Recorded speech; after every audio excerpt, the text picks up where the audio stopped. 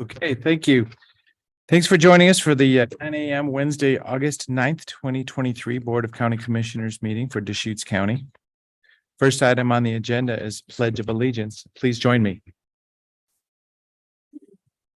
Pledge allegiance to the flag of the United States of America and to the republic for which it stands, one nation under God, indivisible, with liberty and justice for all. Thank you very much. So at this time is citizen input for matters not on the agenda. Is there anybody here to speak on any item? Is there anyone online? The raised hand feature. Okay, seeing that. Can I just say one Sure.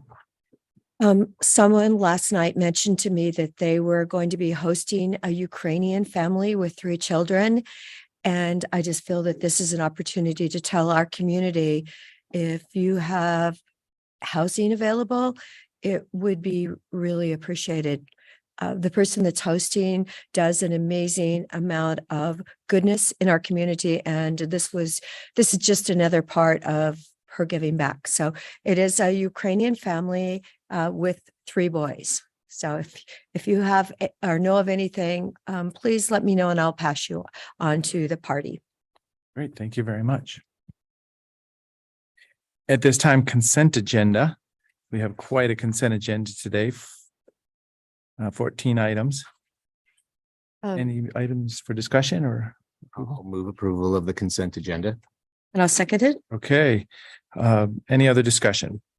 Well, I do just want to note that there are 2 items here related to the state of Oregon's Community Renewable Energy Grant Program. I agreed 2 years ago to a little bit less than 2 years ago to serve on the advisory board for the state for that program. And I'm really pleased to see that there are funds coming through that program to really innovative biomass thermal energy project at Mount Bachelor and to a solar installation and resiliency project at our very own fairgrounds. Yep, very exciting. Thank you so much. Anything else? Seeing that, Commissioner Chang, Yes. Commissioner Dare, Yes. and Chair will vote yes. At this time, item number 15 is the first reading of a revised ordinance amending Deschutes County Code relative to camping and sleeping associated activity on public property. Good morning, Commissioners. For the record, Dave Doyle, County Council. You have in front of you here today what would have been second reading of the camping code that we put together.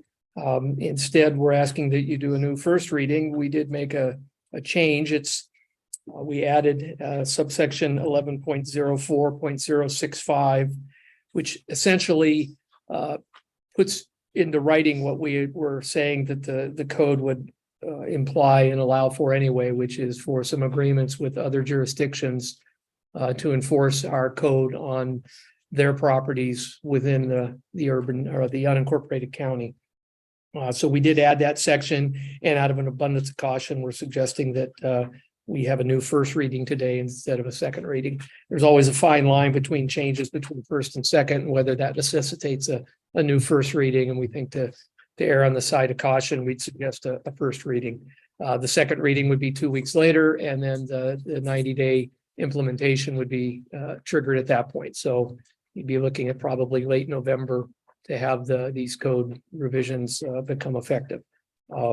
Now, I will say that the timing on this, I just want to be clear.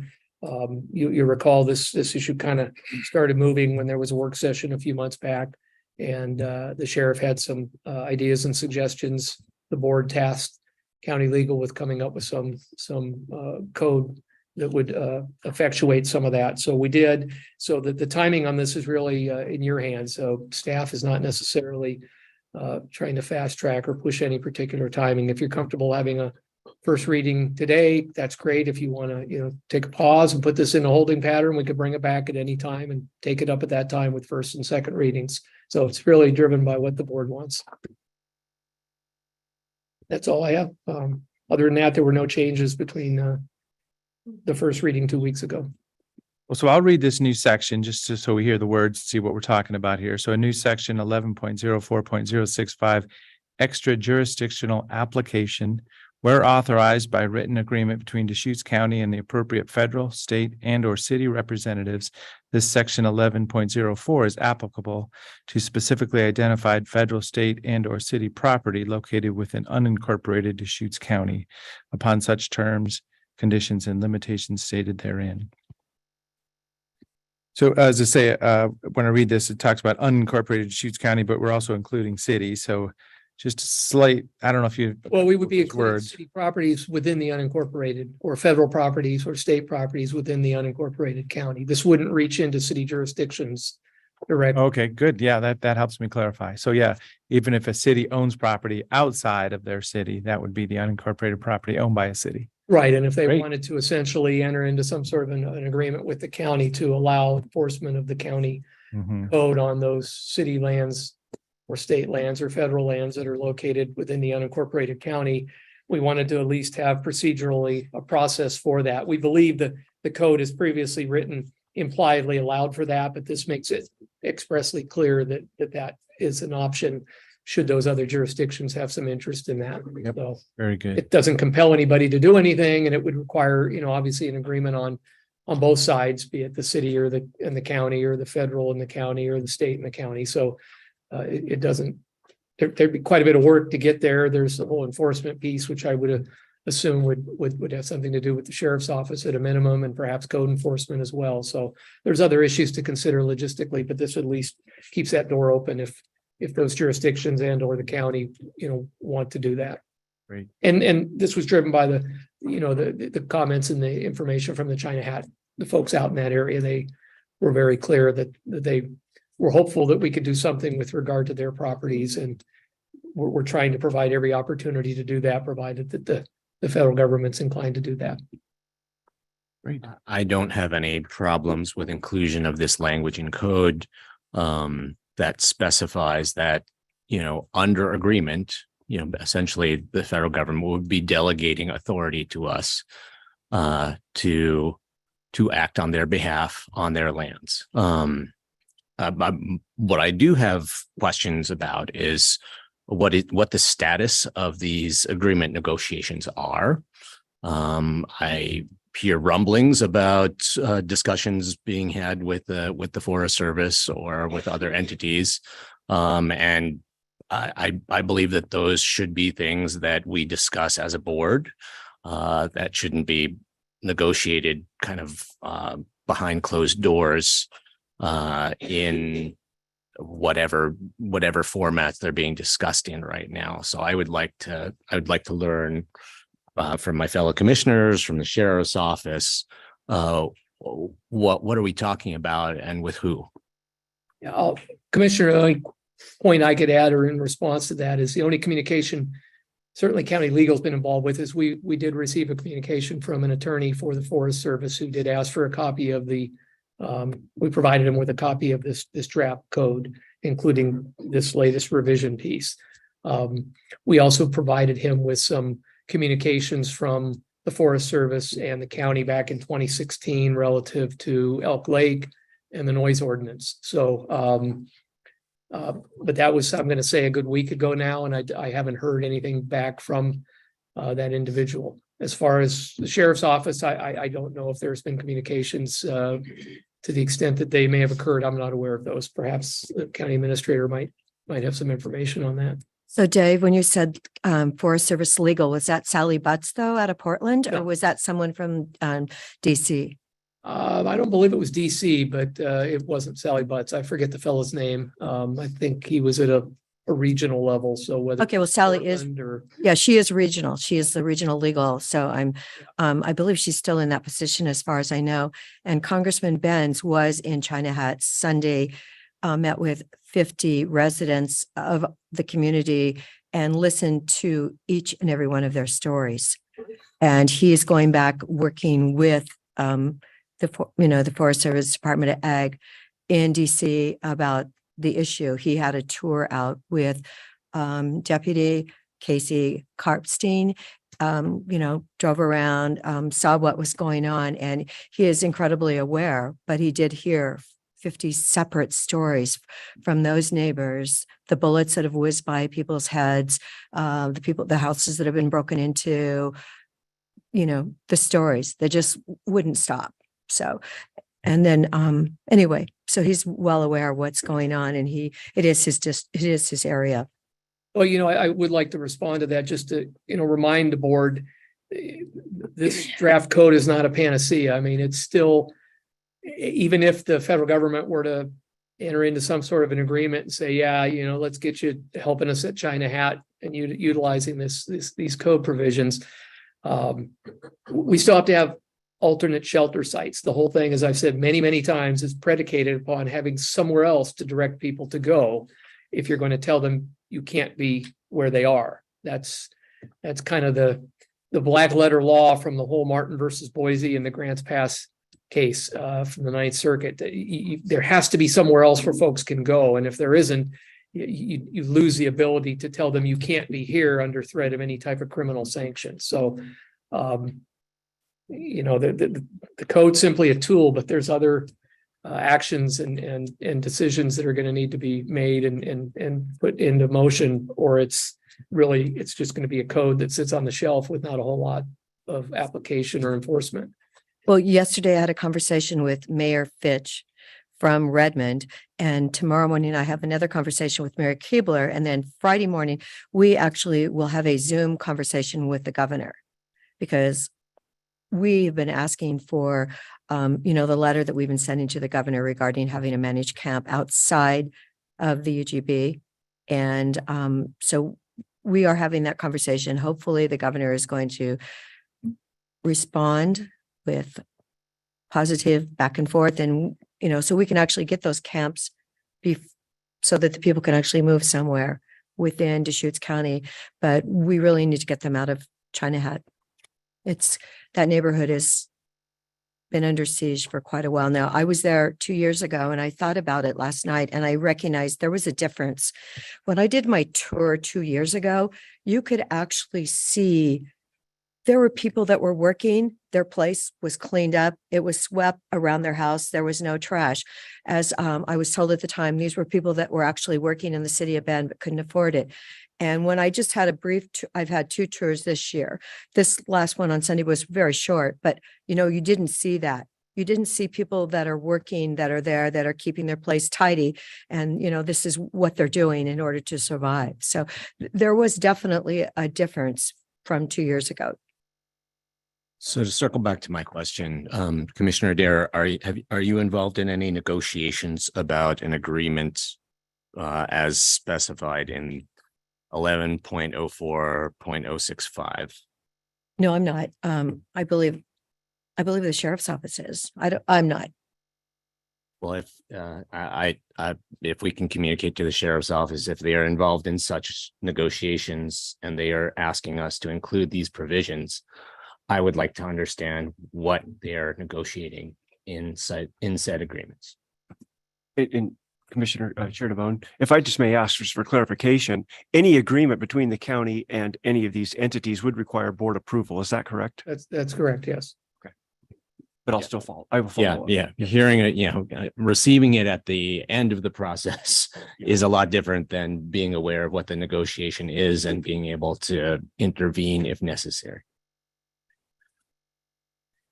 So the proposal is a new first reading on this ordinance. Is there a motion? I move first reading of ordinance number 2023-013, providing amendments to Deschutes County Code Section 11.04, including a new subsection 11.04.065. Second. Any other discussion? Seeing none, Commissioner Adair, Yes. Commissioner Chang, Yes. and chair votes yes. And that was by title only, presumably. Oh, yes, by title. Oh, thank you. And we're talking about November 23rd, 22nd, something in there. Yeah, we'll be back in 2 weeks for the second reading, and then that will trigger the 90 days. So yeah, I believe that would put you right around Thanksgiving. Okay. Before you head off, Let Dave. me read it real quick and then we'll So at this time, first reading of ordinance number 2023-013, an ordinance read by title only, an ordinance amending title 11.04, public use of Deschutes County Code. Second reading will be in 2 weeks. Please proceed.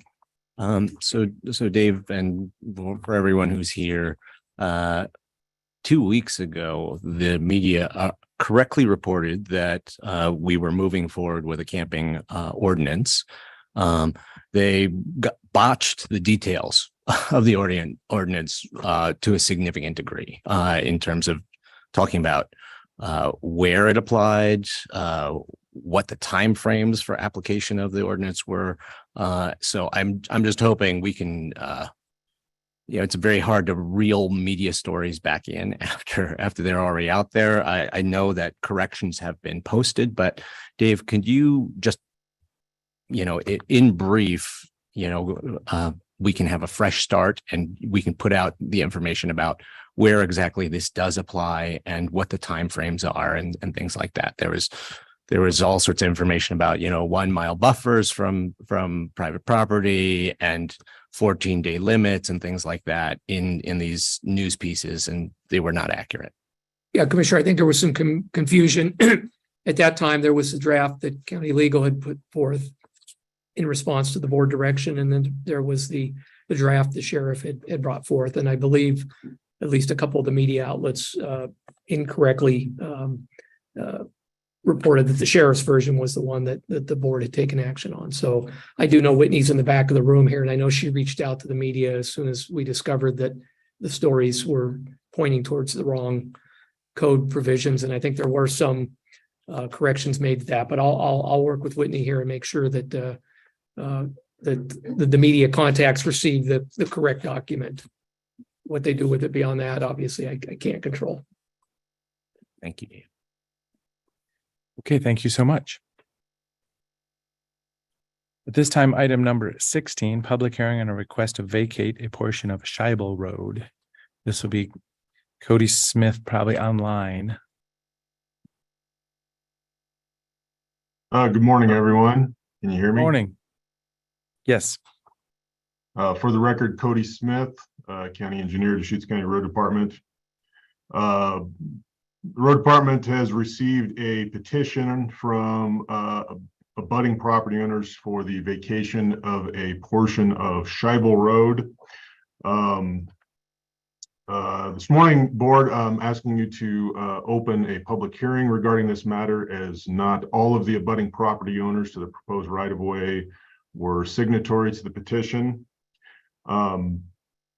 However, we've since the notice was issued for this public hearing many weeks ago, some of the abutting property owners have requested that that we postpone the hearing until next week because they weren't able to attend to provide verbal testimony at today's meeting. What I'm proposing, board, is that today that we open the public hearing and then continue the public hearing to next Wednesday, August 16th, at which point I will give my full presentation on this matter, and the abutting property owners who want to provide verbal testimony can be in attendance to do that. So with that, I'm going to pass it back to the board chairman to open the public hearing, and again request that we continue the public hearing till next Wednesday, August 16th. And happy to answer any questions right now if necessary. Road Department has not received any written comments on this matter in response to the notices that were sent out for the hearing. Have not received any indication that anyone was going to be in attendance today to provide verbal testimony. Once again, do understand that at next week's meeting, we have folks that want to show up to provide testimony on this matter. So with that, back to the board chair. Okay, thank you very much. So yeah, there'll be about a half a dozen property owners affected, and let's make sure we can get the right people in the room. So I support the proposal here. So at this time, we'll open a public hearing on a request to vacate a portion of Scheibel Road.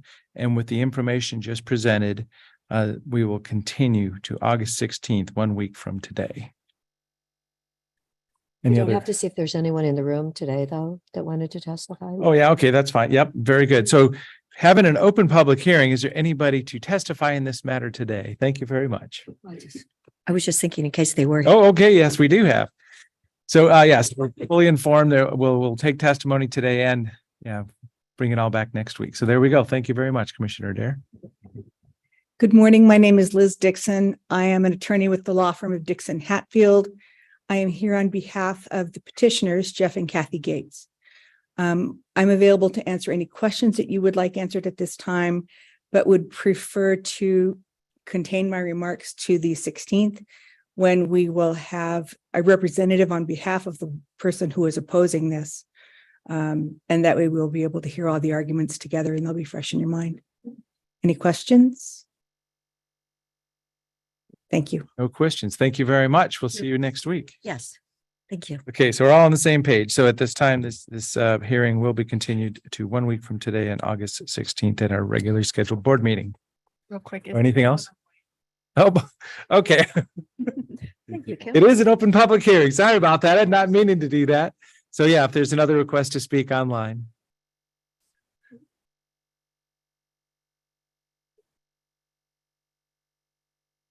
Okay, yeah, so you've been included in the board meeting at this time, so please unmute and provide testimony.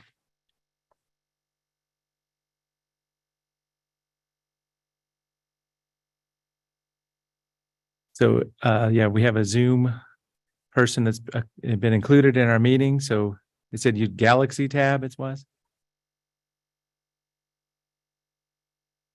Not a problem. So, yeah, if you're available, please unmute yourself and provide testimony.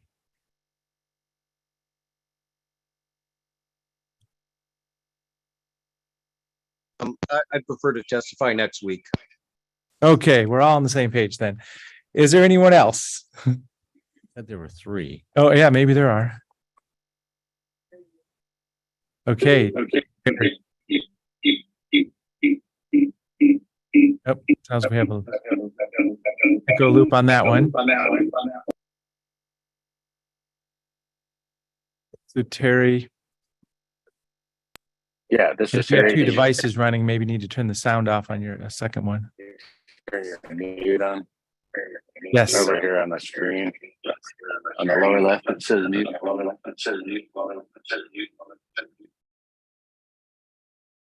No, it's just. Getting an echo loop. Okay. She just shut hers down. Can you hear me now? Yes. Okay, so I can bring Marlene on this side for questioning then. A couple questions that I would have is why would this benefit the opposition, Mr. O'Leary's property, going up Scheibel Road? This is just something to think about because he has access to Old Bend Redmond Highway and it's unobscured access, both I believe that is east and or north and south. So it's not a he's got good ingress and egress out of there. And there is also, I guess, access according to the gates that he has on Highway 20, which I doubt they're going to let him have access in and out of that property. But the other thing I've got is it's one property. I do not believe, unless I'm mistaken, it's been subdivided. So it's an access issue for him. It doesn't make any sense for him to go through our properties other than to look at our properties. But if it's just one property, it's not three properties like he's intended, or the rumor is he's going to sell to some developer to develop and access three properties. He has the access off Old Bend Redmond Highway. So why would he want to come on Scheibel Road and cause all of us more headache and take some of our land and get on the road that isn't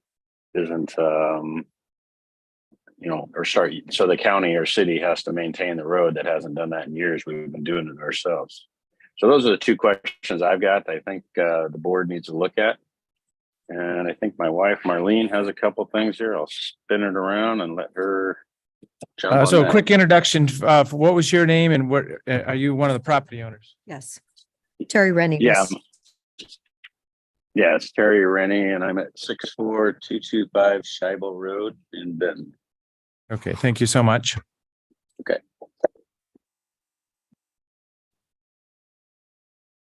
Good morning, Commissioner.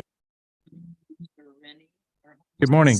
4245 Scheibel Road.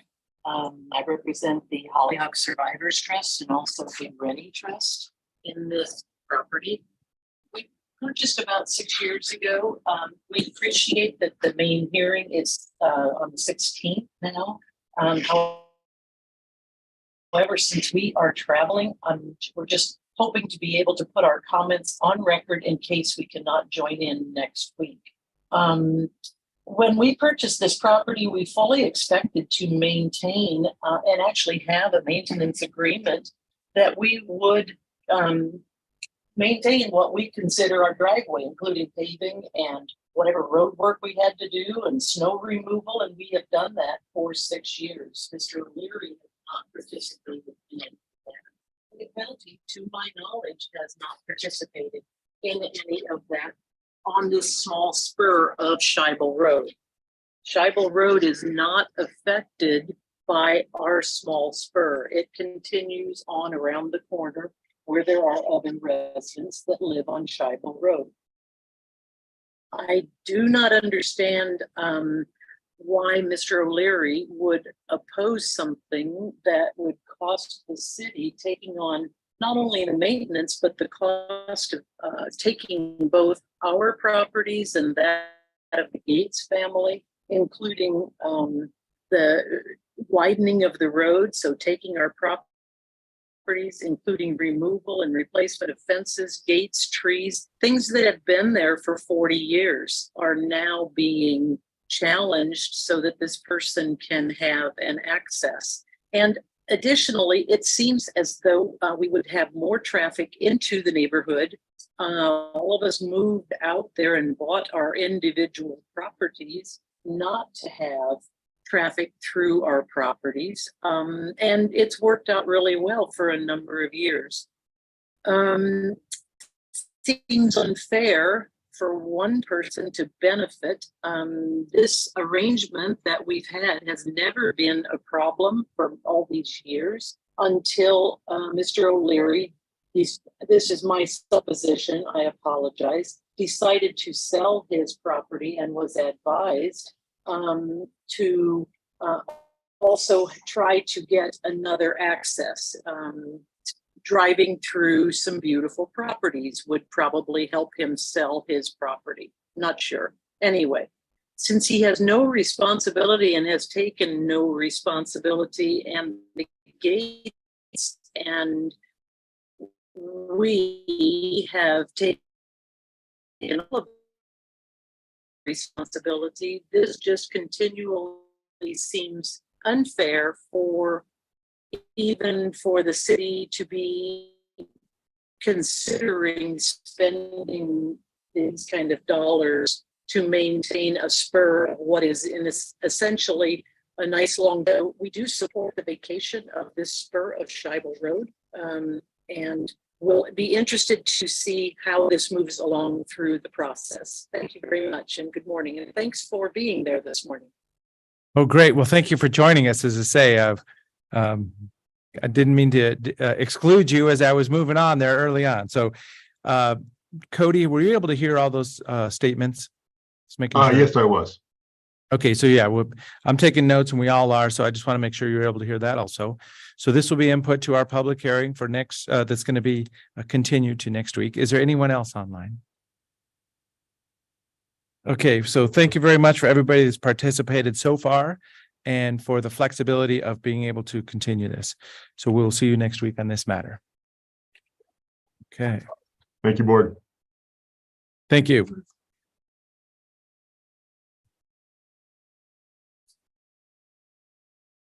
At this time, item number 17, public hearing, repeal of a conventional housing combining zone.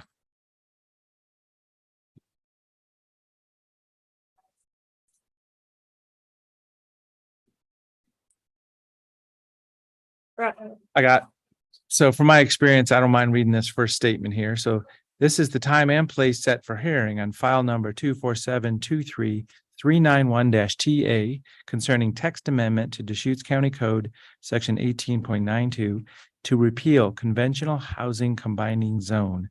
Staff will outline the hearing procedures that will be followed. All right, thank you, Commissioner Bone. For the record, Rachel Vickers, Associate Planner with the Community Development Department. I had a PowerPoint. Oh, Okay, so we're not able to switch to the monitor. Oh, okay. yeah, I can. Yep. So we'll stand by just one moment. So she's going to dial in to the Zoom and present from her laptop. No worries.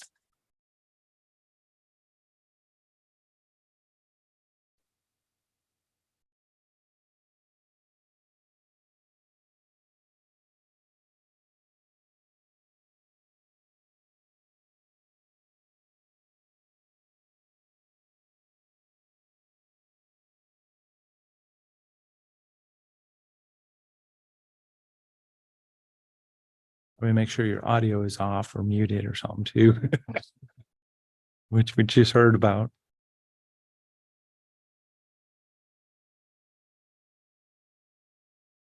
Brenda, do you have those two items from the consent agenda? I could sign.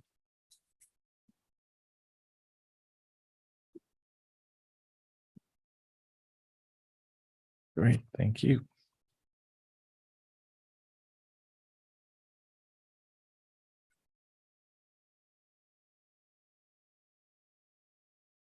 We go.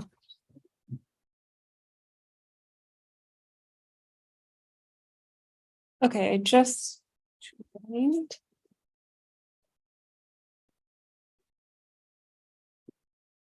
It's Technology Day at the commissioners meeting.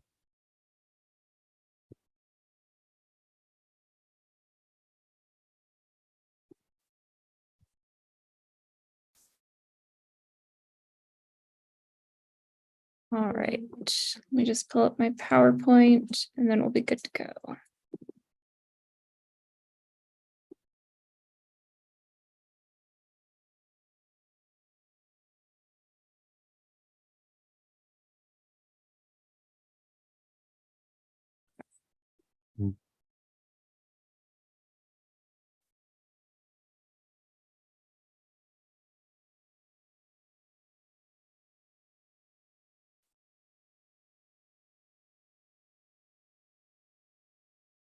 Here we All are. right. And- All right. So again, for the record, Rachel Vickers, Associate Planner with the Community Development Department. The Board of County Commissioners will hear oral testimony, receive written testimony, and consider the testimony submitted at this hearing. The hearing is also being recorded. The board may make a decision on this matter today, continue the public hearing to a date and time certain, or leave the written record open for a specified period of time. The hearing will be conducted in the following order. First, staff will give a brief presentation on the matter. We will then open up the hearing to those wishing to provide testimony, and finally, staff will provide any closing remarks if needed. When we open up the hearing to those that wish to provide testimony, please be sure to state your first and last name and address for the record. You can also provide the board with a copy of your testimony. This is a hybrid hearing. If you are participating in person, please fill out a blue sign-up sheet and provide it to the board's executive assistant to the left of the dais. You will then be called up to the table to provide testimony from the chair. Again, before beginning your testimony, please provide your first and last name as well as your mailing address. For remote participants, please indicate if you'd like to provide testimony by using the raised hand button on Zoom or by dialing *9 if you are participating via phone. The chair will then call on participants with hands raised to provide testimony. In addition to oral testimony, if anyone has written testimony to submit, please hand it to me after your testimony. If you're participating remotely, you can submit your written testimony via email to my address on the screen. The chair and staff are responsible for conducting an orderly hearing. Any testimony or behavior which is inappropriate will be addressed and may result in that member of the public being removed from the hearing. Questions to and from the chair may be entertained at any time at the chair's discretion. Cross-examination of people testifying will not be allowed. However, if any person wishes to ask a question of another person during that person's testimony, Please direct your questions to the chair after being recognized. The chair is free to decide whether or not to ask such questions of the person testifying. Prior to the commencement of the hearing, any party may challenge the qualifications of any commissioner for conflict of interest. This challenge must be documented with specific reasons supported by facts. Should any commissioner be challenged, that member may disqualify him or herself, withdraw from the hearing, or make a statement on the record of their capacity to hear and decide on the issue. At this time, do any members of the commission need to set forth any information that may be perceived as a conflict of interest? Yeah, so does any commissioner have anything to disclose? And if so, please state the nature of the same and whether you can proceed. I have nothing to disclose. I have nothing to disclose. I have nothing to disclose either. Does any? Yeah, so does any party wish to challenge any commissioner, member of the hearings body based on conflicts of interest? So as no challenges are presented, the hearing is now open and staff will proceed with a brief report. Thank you, Commissioner Bone. This amendment would repeal chapter 18.92 of the Deschutes County Code, as well as a related zoning map amendment to remove the combining zone. The conventional housing zone serves as an overlay zone in 3 areas of the county, one to the southeast of Bend, one to the west of Tumalo, and one to the east of Tumalo. The zone restricts the placement of manufactured or prefabricated homes. Based on staff's research, it appears that these combining zones were created by neighborhood partition. And based on that research, it appears that those were created for aesthetic purposes at the time. The conventional housing zone affects approximately 505 properties, 360 of which are resource zoned, 100 are residentially zoned, and 45 of which are split zoned, meaning they have more than one base zone. The purpose for the staff initiated text amendment is twofold. First, the removal of the zone was identified on the county's 2020 housing profile as a way to allow for more affordable housing opportunities. And secondly, this amendment was initiated to bring county code in alignment with recent updates to state legislature, specifically the passing of House Bill 4064, which prohibits jurisdictions from disallowing the siting of prefabricated structures and prefabricated housing in residential zones. A hearing was conducted before the Planning Commission on June 22nd, 2023. Prior to the hearing, staff received 1 comment in opposition. That comment raised concerns surrounding the availability of time for community members to respond, lack of information on why the zone was started, as well as how this amendment will have no effect on affordable housing. At the end of the hearing, the Planning Commission voted to approve the proposed amendments with 4 commissioners in support and 1 in opposition. Notice of public hearing was mailed to all property owners within the combining zone and those within 250 feet on July 14th, and notice was published to the Bend Bulletin on July 16th. No public comments have been received since the Planning Commission hearing. The board has a few options moving forward. 1, continue the hearing to a date and time certain, close the hearing and leave the written record open to a date and time certain, close the hearing and set a date for deliberations, close the hearing and commence deliberations. At this point, staff also wants to note that the PC packet was not uploaded to the website. So the board also has the option to continue the hearing to a following week once that gets uploaded. PC packet? Oh, sorry, Planning Commission packet. And this concludes staff report, and at this time, staff is available for questions. Great, thank you. Are there any questions? No. One question I have about the affected properties. So I see a lot of EFU, I see a lot of RR10 and other things. And then I did see there was a small number of 5-acre properties, but I mean, with these affected areas, we're talking about properties typically 10 acres or larger. Is that correct? I would say correct based on kind of my recollection of the maps, as many of them are larger resource zone parcels, not the smaller residential parcels. And I asked that question primarily because if the origins of this of this zone were aesthetic. Mhm. I'm just trying to think about, how much you can really see if your properties are 10 acres or larger of what's next door to you. Mhm. And so it's helpful to understand that. Thank you. Something to add. Oh, here we go. Sorry, apologies, commissioners. I'm Nicole Mardell, senior planner, and I'm assisting Rachel with this text amendment. So I just wanted to clarify for the audience, so the parcels that are 5 acres in size are zoned TUR, which is a zone that's located in the unincorporated community of Tumalo. So that's why you'd note kind of that 5 acre difference between that and the R10 or MUA 10 parcels. But it looks like there's 7 of those total, from this table. I mean, so not a very large number. That's correct. Thanks. Okay, so this is a public hearing on the matter. Conventional housing combining zone repeal. Is there anyone in the room to testify on the matter? Is there anyone online? Okay, so seeing none, we can take a few steps forward possibly here and see where we want to go.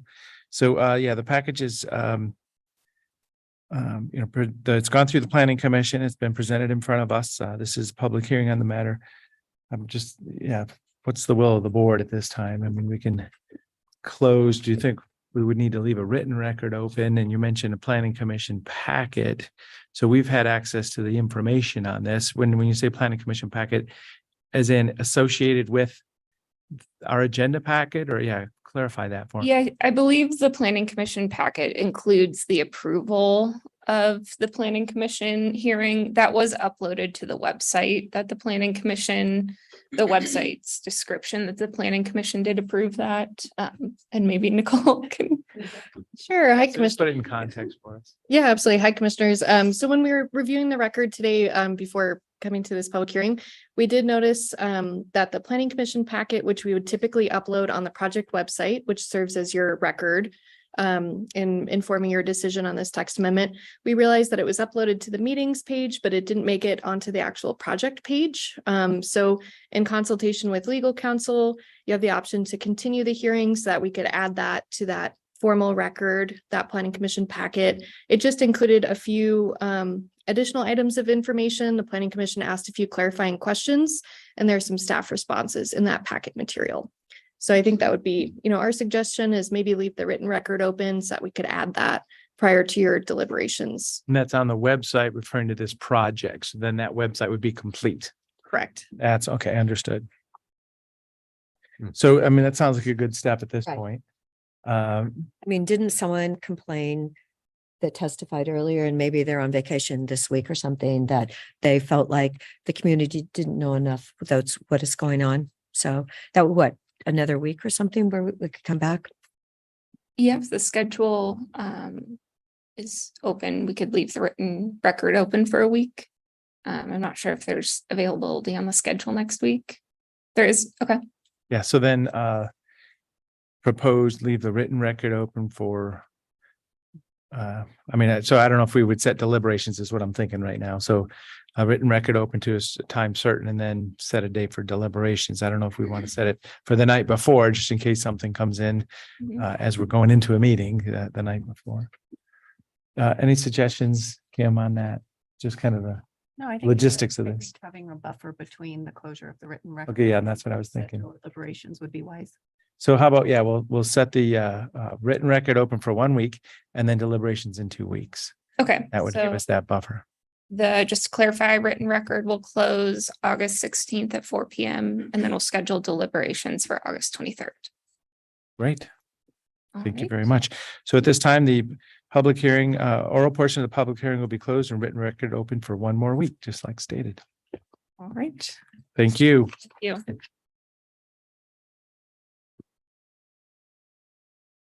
Item number 18, public hearing on land use file for a secondary accessory farm dwelling.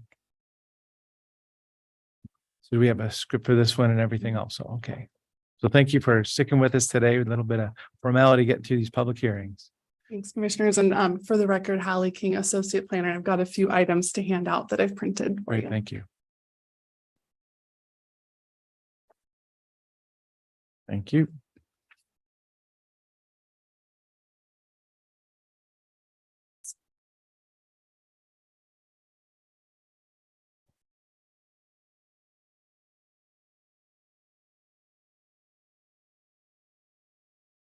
And then is the presentation gonna be the same situation? Okay, so are you able to log in or have you logged in? Yeah, so Melinda, I'll go ahead and join Zoom and elevate. Yep, okay, perfect. Okay, so we'll get started. This is the time and place set for a hearing on file number 24723-162-CU and 516-A concerning an appeal of a hearings officer decision to deny a conditional use permit to establish a secondary accessory farm dwelling in as a manufactured home. Staff will outline the hearing procedures that will be followed.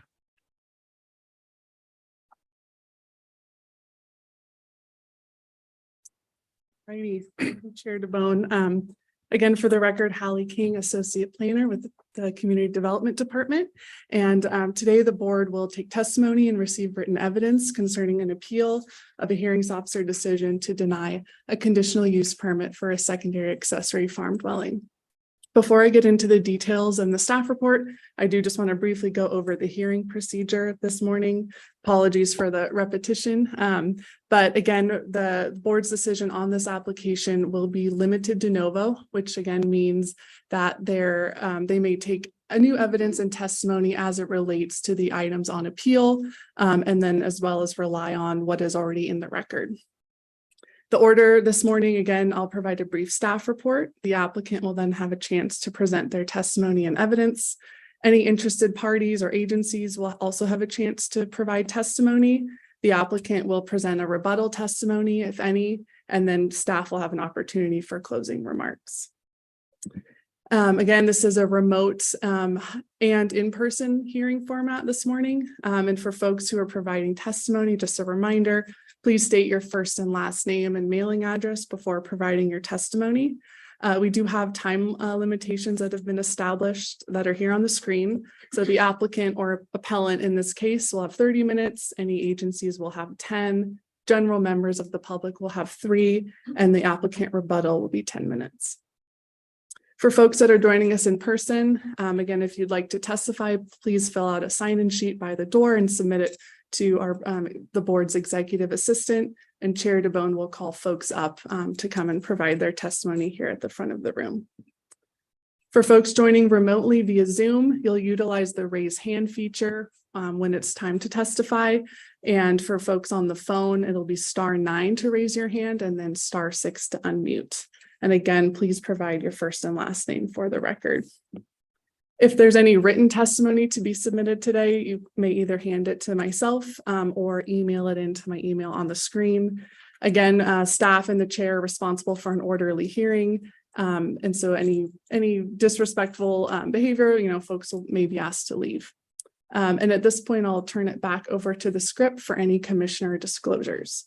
So does any commissioner have anything to disclose? And if so, please state the nature of same and whether you can proceed. I did need to disclose per my conversation with legal counsel is that I have purchased lavender at the farm with the prior owners. So I have lavender at my house from the farm. So, but I do believe I can proceed. I have nothing to disclose and I can proceed. I have nothing to disclose, and I think we have lavender planted at our house, but I haven't been to this property. So. Does any party wish to challenge any commissioner based on ex parte contacts, biases, or conflicts? As there are no challenges presented and prior to opening the hearing, does anyone have any procedural objections to this public hearing? So seeing none, the hearing is now open and staff will proceed with a brief staff report. Thank you, Chair DeBonne. So just to again bring everyone up to speed, the property that we're discussing today is at 19825 Conarn Road in Bend, Oregon. It's about 2 miles north of Tumalo. It's the home of the Tumalo Lavender Farm. The zoning of the property is MUA 10 with the airport safety overlay. The property contains large acreage of lavender fields as well as a variety of farm-related structures, and a primary dwelling as well as an existing manufactured home. That is the subject of the appeal today. And again, the application request was for a conditional use permit to utilize a manufactured home as a secondary accessory farm dwelling. This is straight from the code. This is the use category again that the applicant has come in under. The applicant's proposing to establish this use in an existing manufactured home, which is classified as a Class A per the placement permit records. The application was elevated to a hearings officer in May of this year. The hearings officer issued their decision in June and denied the application on one specific issue area, and that is 18.116.070, which are the placement standards for manufactured homes. The application, the hearings officer found the application met all other relevant approval criteria, but this was the one area that it was denied on. And this was a bit of a surprise to staff as we had participated in the hearing, trying to clarify this 18.116 code for the hearings officer based on our historic interpretation. They went a different direction. So we'll get into that here in a minute, but just to note that staff had participated and tried to clarify some of that code language. The applicant has then submitted a timely appeal of the decision and requests this hearing, again, limited de novo by the board to make an interpretation on the manufactured home placement standards as it relates to the secondary accessory farm dwelling. Again, the board accepted review of this appeal on July 12th of this year to be heard limited de novo. And just a note for the board, notice of this hearing today was mailed out to those who participated in the hearings officer process, as well as owners within 250 feet. And as of this moment, I have not received any formal public comments relating to today's hearing. And this next slide, and this is why I wanted to give you guys the printout. I tried to kind of parse out a little bit more of the code language that we'll be discussing today. The first column is what the code says. The middle is the hearings officer interpretation. And the last one is how staff has historically understood this code section. And really you'll see in sub A here on the first row, it describes a number of scenarios where Class A and B manufactured home is allowed. And the hearings officer, this language here that I've bolded, it lists a number of zones, right, where A and B are allowed. And this last part of the sentence says, and floodplain FP as the primary dwelling. The hearings officer read that goes together with all the preceding zones in that sentence, whereas staff has historically seen that only in the FP zone does it need to be a primary dwelling. So again, different interpretation. We think the code generally prefers Class A and B in a variety of situations, but in fact, the secondary accessory farm dwelling, if we go down to the next row, there's a specific exception, if you will, for a Class C to be used as secondary accessory farm dwelling. Likely the intent is obviously to give folks looking to do this type of housing an additional option where Class Cs are smaller in size. They don't need to have their wheels, hitches, or axles removed, more readily movable.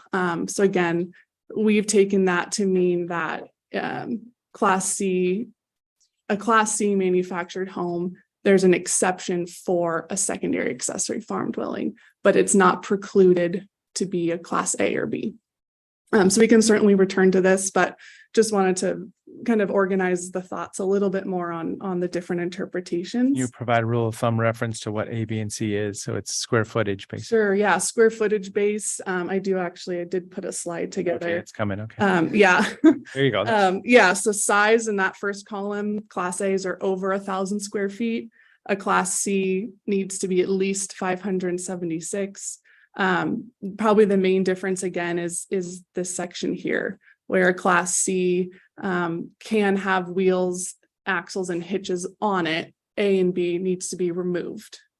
So A and B is if you think about a traditional single family dwelling, it just looks more like a traditional house. Whereas a C could have wheels, could have a hitch on it.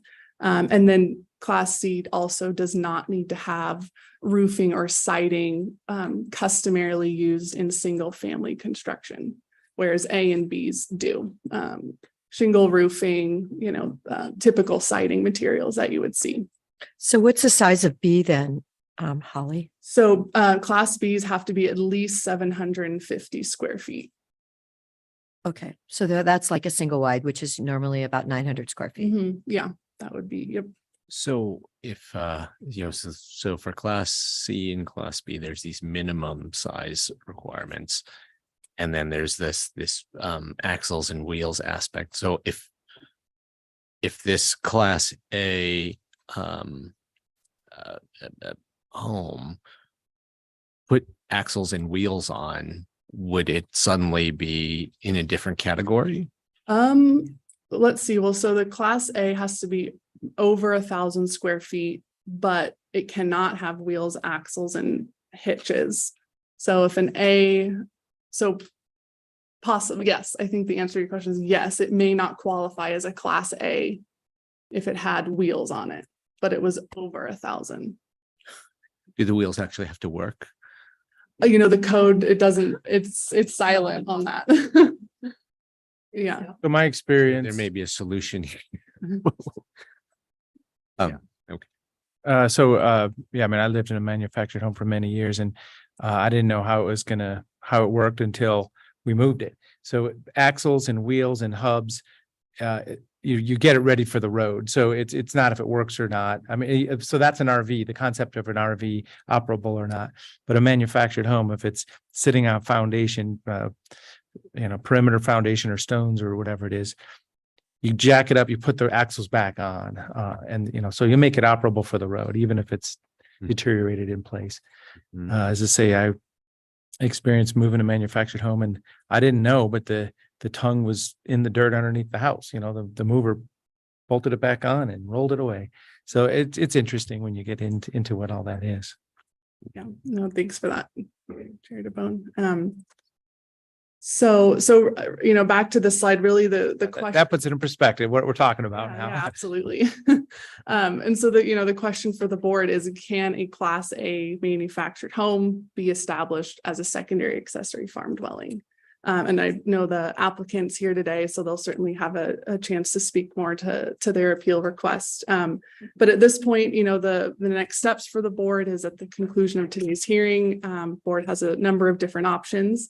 They could continue the hearing to a date and time certain, close the oral portion of the hearing and leave the written record open to a date and time certain, close the hearing and commence deliberations today, or schedule them for a date and time to be determined. Great. And so with that wraps up my staff report, but again, available for questions either now or after testimony.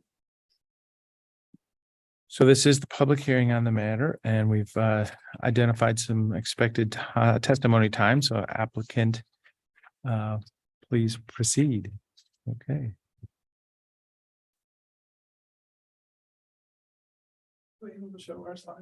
Yes, Melinda, are we able to get the applicants? No, if not. Okay, that's totally fine. Yep, I've got that here. I've pronounced it well. Great, thank you. Yeah, That's a really good idea. just in today's one of those technology days, but it's working pretty well.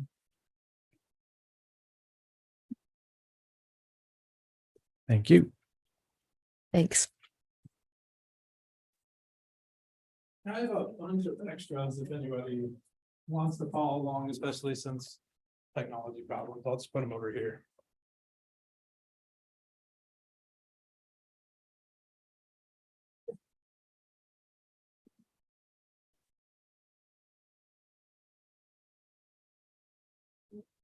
Don't need me to. Yeah. Or do you want to? No, I'll let. Okay, It's okay. fine. We'll work it out. Good morning, Adam Smith. I'm with Robbie Williamson and Wyatt. We're representing the applicant in this matter, Tumala Lavender Property LLC. My work address is 360 Southwest Bond Street, Suite 500, Bend, Oregon, 97702. I'm going to go through, well, honestly, I think staff set things up nicely. I think they did a great job just kind of developing the general issue, and I'm just going to spend some more time putting meat on the bone, so to speak, really kind of fleshing out the arguments and explaining why the hearing officer's interpretation warrants a relook from the county commissioners. So I'm going to start first with looking at the specific code language and the provisions at issue, and then analyze the hearing officer's decision, and then provide applicant's recommendation, what we think the appropriate interpretation of the code is.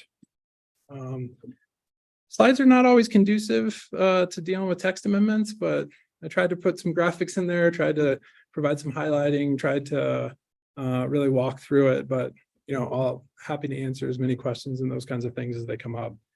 As staff noted, this is a limited de novo hearing, so just a reminder, it's a very narrow issue on just the interpretation that's related to the classification of manufactured homes. And as staff noted, at the end of the day, the question is can a Class A manufactured home be used as a second accessory farm dwelling in the MUA 10 zone?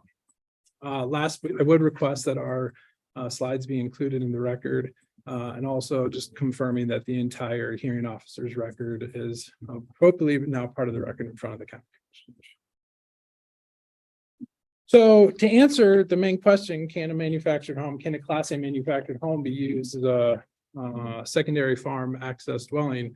The answer is yes. As I'll get into, a Class A manufactured home does not stop being a Class C manufactured home. By definition, Class A manufactured homes are also Class C manufactured homes. We'll get into it and I'll walk through how that works in the Deschutes County Code, but I think that's the simplest explanation. Class A and Class C are not two different things. One is a larger subset of the other. Application background, I think staff already covered this. The only thing I'll add is that the manufactured home in this case was on the property when my clients purchased it. It was originally permitted as a medical hardship dwelling. So we're not talking about new development necessarily. They're seeking to re-permit the existing manufactured home on the property. So let's hop into the code. And I'm not going to read through everything, of course.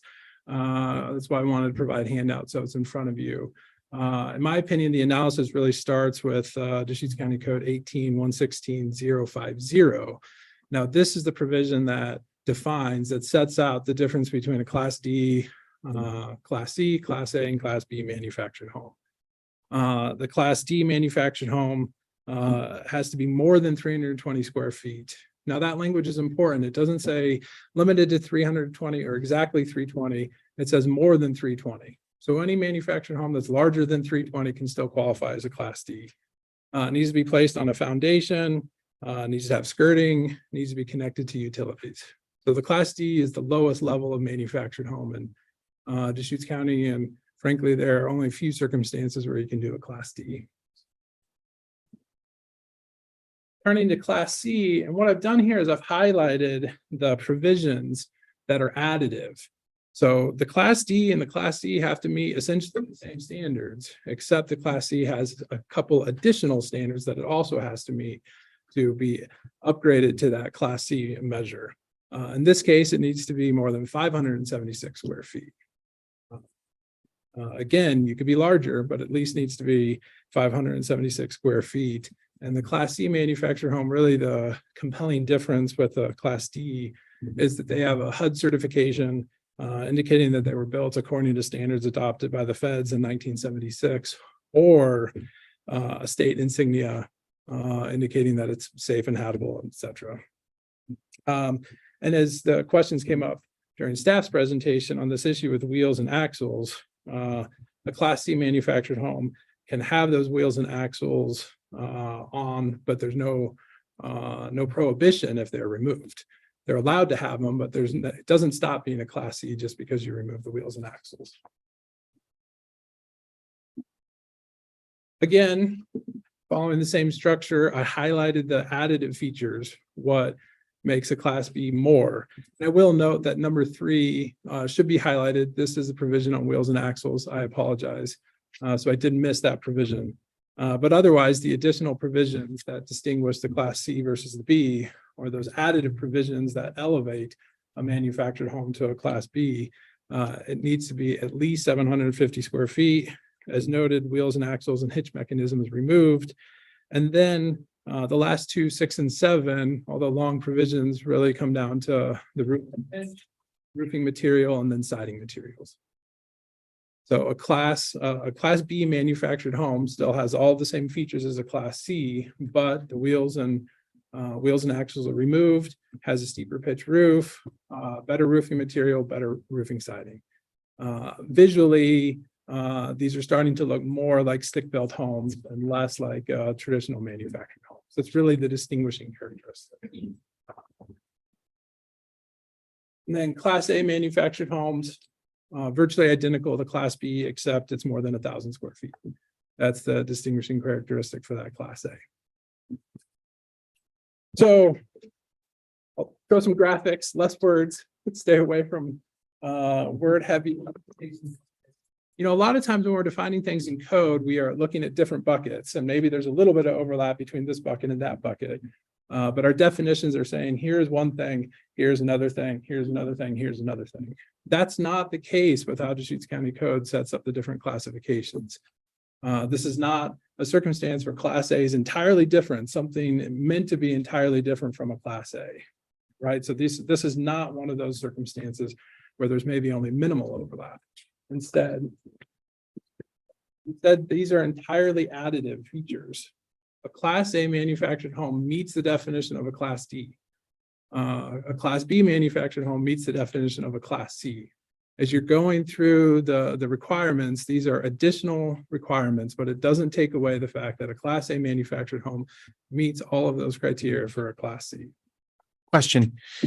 This is Deschutes County Code. Is this standard in other counties, or is there a state standard that we're just adopting here? And No. this is just a bigger picture We question. spent a fair amount of time looking into that issue, and I found classifications of A, B, C, and D in other Oregon jurisdictions and in other jurisdictions outside of the state of Oregon. So I suspect that once upon a time, this was more common, but I cannot find anything that's currently applicable that dictates Class A versus B versus C versus D in state law or by federal law. Great. So I think that my guess is that this is an artifact of something in the past, but now as it currently stands today, this is 100% Deschutes County Code and 100% within the commissioner's discretion and interpretation. Thank you. So why does this matter? Maybe being a little bit repetitive here, but you know, every Class A manufactured home also qualifies as a Class B, C, or D manufactured home. But the same thing is not true in reverse. Class C manufactured home, if it is Class C, does not necessarily qualify for those higher criteria to be, for example, a Class A. Next slide. This is why it really matters. My client's existing manufactured home meets the county's definition of a Class C manufactured home. The fact that it's a Class A does not keep it from qualifying for the Class C definition as dictated by Deschutes County Code. Is it at least 560 square feet of occupied space? Yes. Is it on a foundation as specified by the manufacturer? Yes. Skirting? Yes. Does it bear an insignia of compliance with HUD? Yes. Does it have utilities connected to requirements of the building code agency? Yes. So it has those 4 component pieces to qualify as a Class C manufactured home. And of course it does, because every Class A manufactured home qualifies as a Class C manufactured home. That's the function, that's the way the Deschutes County Code defines these different terms and additive feature.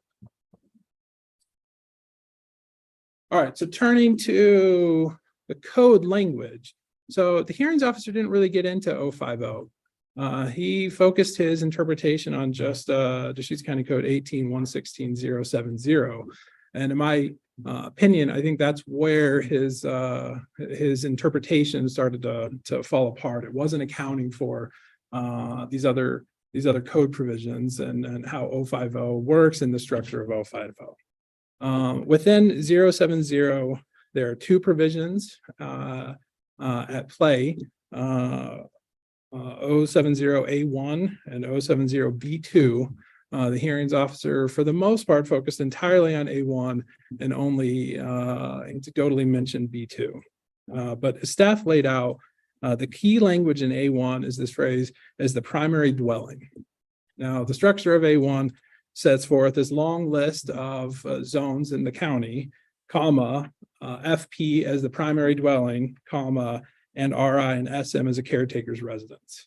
So the key question is whether or not, as the primary dwelling, that phrase, is that intended to modify just the floodplain zone, or is that intended to modify all of the other zones as well? So the question is, in this particular case, does a manufactured home in the MUA 10 zone, if it's a Class A, have to be used as a primary dwelling? Our position is no, primary dwelling only applies to the floodplain, but we'll get into that later. Second of importance, and why I spent all that time going through 050, is subsection B2 in the same county code provision directly states that Class C manufactured homes can be used as secondary accessory farm dwellings. And again, as I noted, my client's manufactured home qualifies as a Class C manufactured home. And so in our opinion, like that provision should, that the more specific rules over the more general, that provision is very specific. It speaks directly to the issue at hand. That probably should dictate the entire circumstances. Instead, hearing officer fell into this interpretation of A1 of this more complicated language, which I'll get into here in a minute. So we set forth in our application, our appeal application, that we asked the board to review this matter on a limited de novo and noted 3 areas of the hearings officer's decision that we think needs to be changed. I'm going to walk through each of those 3 areas here. The italicized language at the top is the hearing officer's direct quote from his decision. I'm not going to go through and read it. I'm sure the county commissioners have already reviewed that. But in essence, the hearing officer interpreted that A1 provision is setting forth 2 lists. The first list is where a Class A or B manufactured home has to be used as a primary dwelling. And he interpreted that phrase, primary dwelling, to apply to all of the preceding listed zones, not just the floodplain zone. So the hearing officer says, if you're in any one of these zones, CFU, MUA 10, conventional housing, all of these zones, you can only use a manufactured home if it's a Class A or B as the primary dwelling. And the second list, which is not directly relevant in this case, is that last sentence, the last phrase of that provision, which is addressing R1 and SM zones. So hearing officer's interpretation is that this provision sets forth 2 lists, which then means that the MUA 10 zone, a Class A manufactured home, has to be a primary dwelling. That interpretation then presents a direct conflict with subsection B2, which states that you can use even a Class C manufactured home for a secondary farm access dwelling. If you're allowed to use a Class C, then a Class A and a B also have to be naturally allowed, because a Class A manufactured home meets the definition of a Class C. So those 2 provisions, based on the hearing officer's interpretation, are in direct conflict. And that direct conflict was not resolved by the hearings officer. So the second aspect of the hearing officer's decision is really an application of DCC 1832030G. That's the code provision in MUA 10 that allows second accessory farm dwellings. Again, this is just following from the first. The key language in the hearing officer's decision is formal finding that applicant's proposal to use a Class A manufactured home as a secondary accessory farm dwelling does not meet the requirements of DCC 1816070. But that's because the hearings officer only considered 070 subsection A1 and did not consider B2.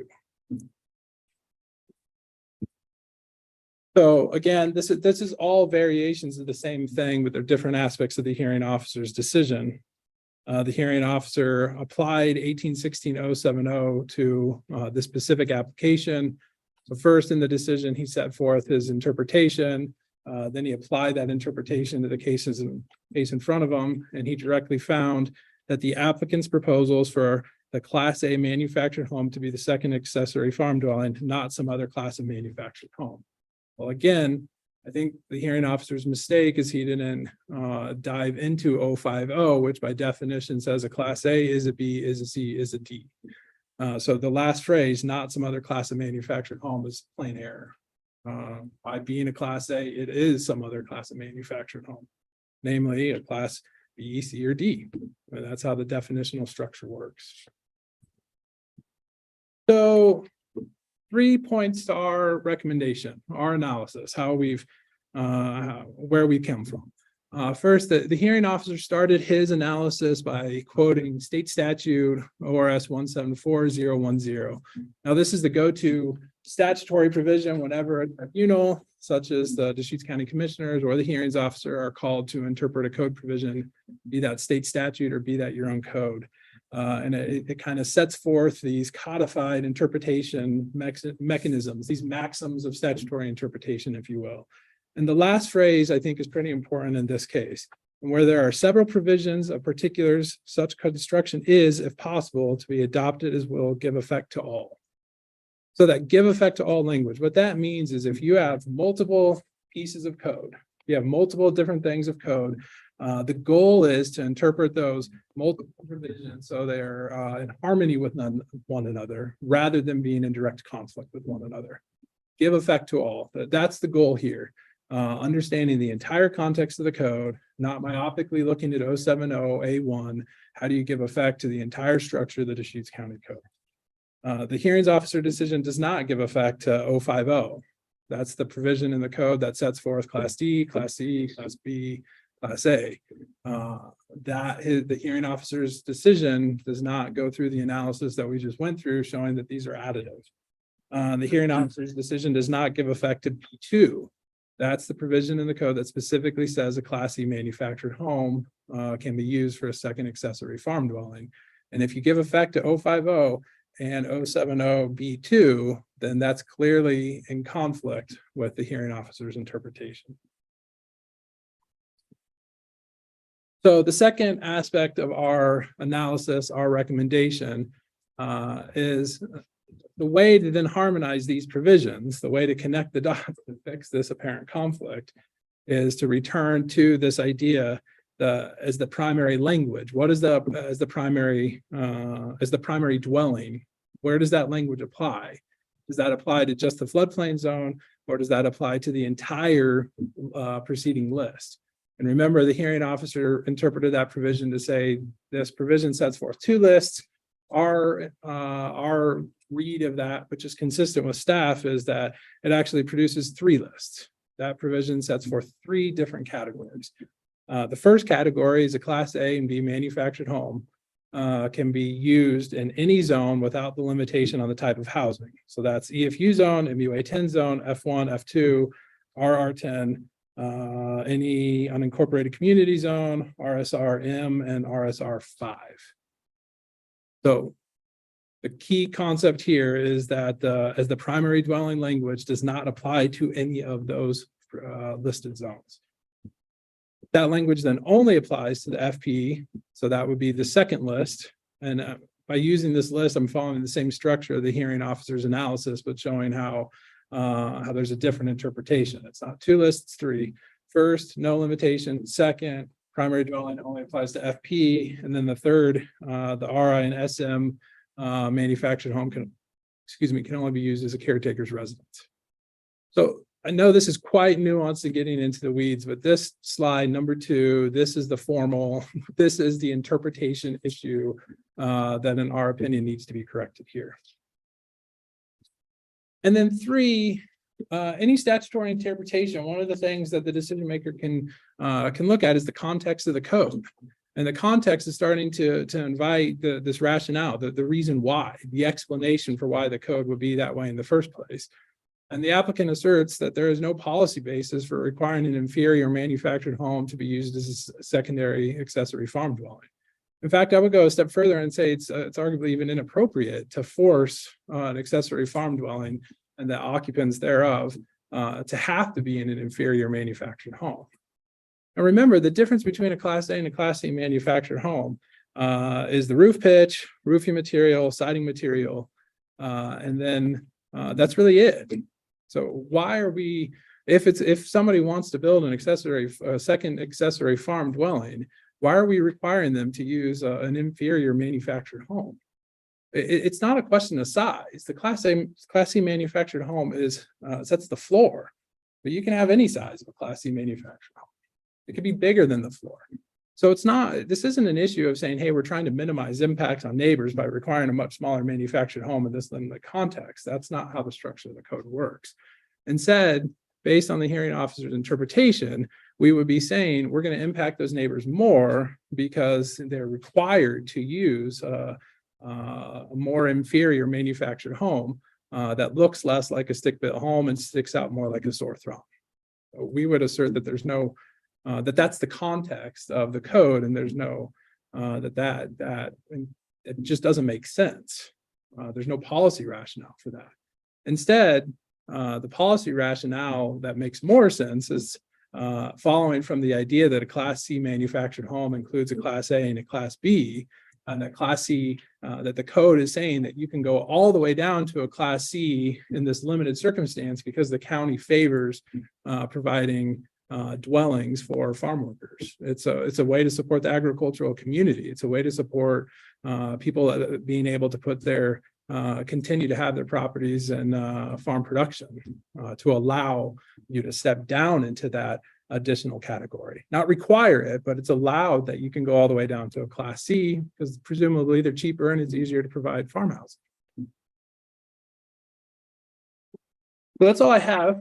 I'm happy to answer any questions, get into any details, and of course, we'll save some time for rebuttal to answer anything else that comes up, but happy to answer any questions that the commissioners may have. Thank you very much. Other questions? Go ahead. You're saying no. Okay. I always struggle in these processes to hear in a quasi judicial capacity about a specific set of conditions and only evaluate those. My mind goes to the policy implications. I think what we're actually kind of grappling with here at the policy level is the question of whether we want to encourage or discourage people having two primary dwelling size dwellings on their MUA 10 property. And if that is what we are trying to ultimately get to at the policy level, I have concerns about approving this application. So, as I was listening, the question that came to my head was, well, if we approve this application, does this mean every single MUA 10 property owner in the county is going to be coming forward and saying, I want a 1,700 square foot manufactured home, a permit to put that on my property as well? And I don't think that is the intent, the policy intent that we have in our comprehensive plan. So that's at the policy level. And I know as if we're a quasi judicial body hearing the specific application, the arguments that have been made about how the code is unclear, very are very fair. So it's quite possible that, given the specifics of this case and what the code says right now, that it would make sense. There are lots of arguments to approve this application. That said, I guess I want to flag for at the point where this case concludes, when this application hearing concludes, I want to flag that there's probably code clarifications that need to be implemented to address this question of whether we want to let anyone who has an MUA 10 property put a really big manufactured home as a secondary dwelling on their property. Yeah, and that's great feedback, Commissioner Chang. And just to note, this doesn't change. So in the MUA 10 zone, the secondary accessory farm dwelling is a conditional use, right? So the outcome of this won't change the fact that a individual owner would need to go through that CUP process looking at compatibility. But obviously, possibly, there's an interpretation of of what type of manufactured home they can place, as you alluded to. To respond, Commissioner Chang, to your statement, more or less as a question on some of those points. So first on the policy, I understand the tension, of course. These quasi judicial matters certainly invoke certain policy, and there's a bit of a tension in how far you can go. I would respond by noting that the county has already made the policy decision that yes, you can have a second farm held dwelling in the MUA 10 zone. So that broader question of should that be allowed has already been answered by the county. That doesn't mean it can't be changed later, but it has been made. The more narrow question here is what does that housing look like? And then second, kind of following from that, I would just note, part of, the applicant's entitled to rely on the code as it exists when they submitted their application. That's just a basic tenet of the law. That doesn't mean that the county's precluded from doing some legislative changes to either clarify the code or even to change that policy of favoring a second accessory farm dwelling on these properties. After we finish reviewing this application. Yeah. Yes. Last, I would know, honestly, I think the A1 provision that the hearings officer dealt with is ambiguous. It's not a very well-written provision, but I don't think the code is as ambiguous as the hearing officer presented when you actually interpret that provision in the context of the rest of the provisions. Right. So yeah, A1 is not well drafted and could be improved. But I personally don't think the code is all that ambiguous when you really start to look at 050 and the structure of how these manufactured home definitions work. And then to parrot staff's comment, it doesn't mean that every MUA 10 property is going to qualify for a second accessory farm dwelling. There are numerous other CUP criteria that have to be addressed. Those criteria are not at issue in these proceedings because it's limited to novo. But I don't want to suggest or imply that every single MUA 10 property is going to go get a CUP application for this type of housing.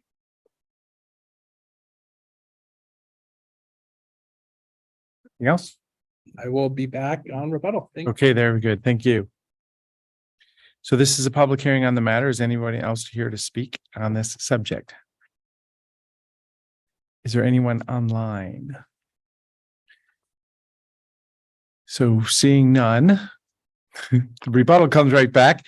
But yeah, as I say, he was already asking a question, so we that's the tone of this already. So, well, I'll jump right into the only last thing that I think is left to discuss is whether or not the record is left open. My clients have been down a long road. This has not been an easy application, and it's been expensive and burdensome for them. And so their interest, both economically and emotionally, is to wrap this up as quickly as possible. So I would really put it in the county commissioner's discretion.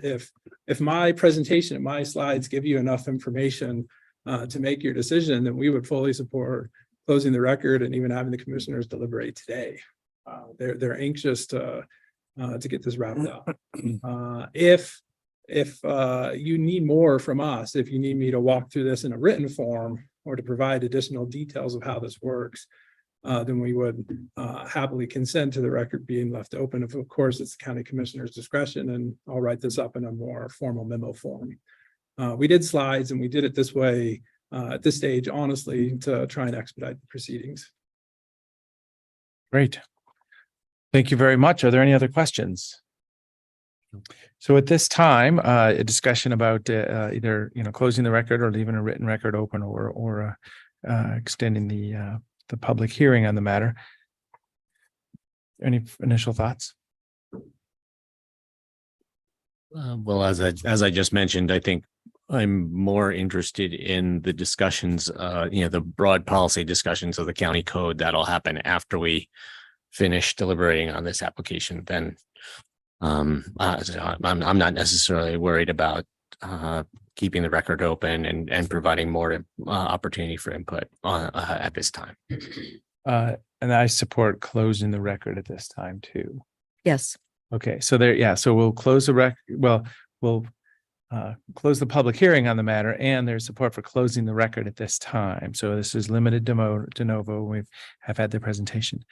So next step would either be deliberations or setting a date for deliberations.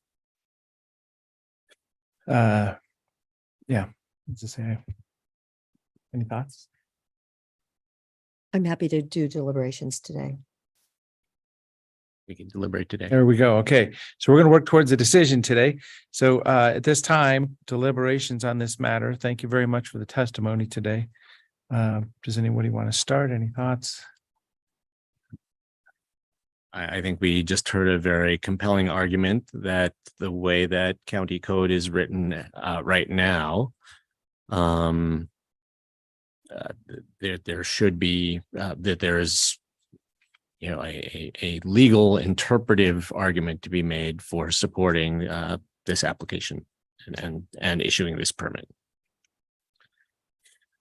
And I would second that, if that is a motion. Well, yeah, so it's just deliberation. I would acknowledge the conditional use permit is the process to get this started. So it's not for all MUA properties. There is a history of farming and farming activity and retail sales, so that we've heard about that. Also, I do support the fact that an A is a B is a C. So I mean, that was a good point up front to understand that. So I come to the same conclusion as an approval is possible. So maybe we're done then. Make a motion of overturning a hearings officer decision and approving. And I don't know if we're ready. I do want to reiterate, but my desire for us to revisit this issue at the policy level when these proceedings are completed. Because I don't think that it is the intent of our, I don't think it is the county's policy intent, as put out in the comp plan, that people should be able to put 2 primary residence size dwellings on their MUA 10 property.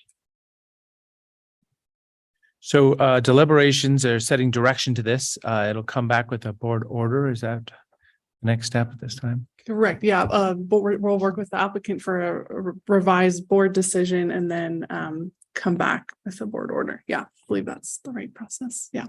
So if someone wants to make a motion so we can formalize it for the record. Okay.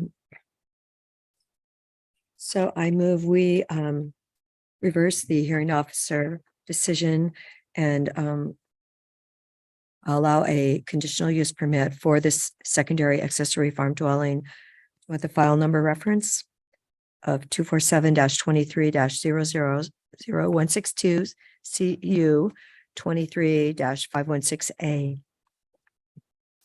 Second. Okay, any other discussion? Seeing none, Commissioner Dare, Yes. Commissioner Chang, Yes. and Chair votes yes. Okay, thank you very much. Thank you, commissioners.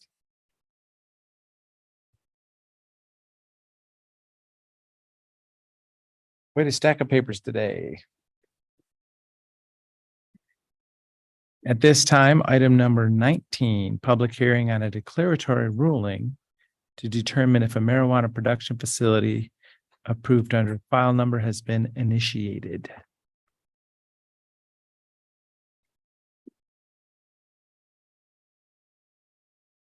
Thank you for joining us, Avery.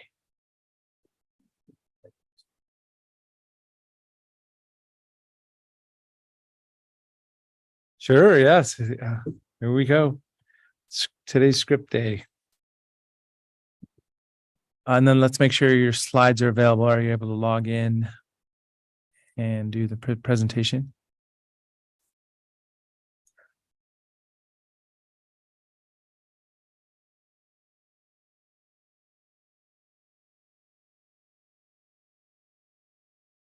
So I'll get started. This is the time and place set for a hearing regarding file number 247-23-125-DR.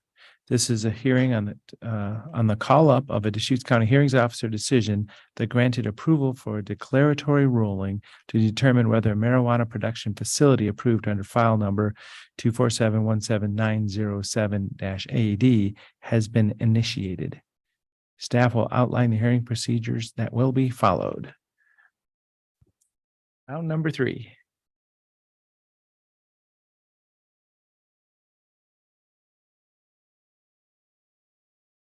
Just sharing the screen.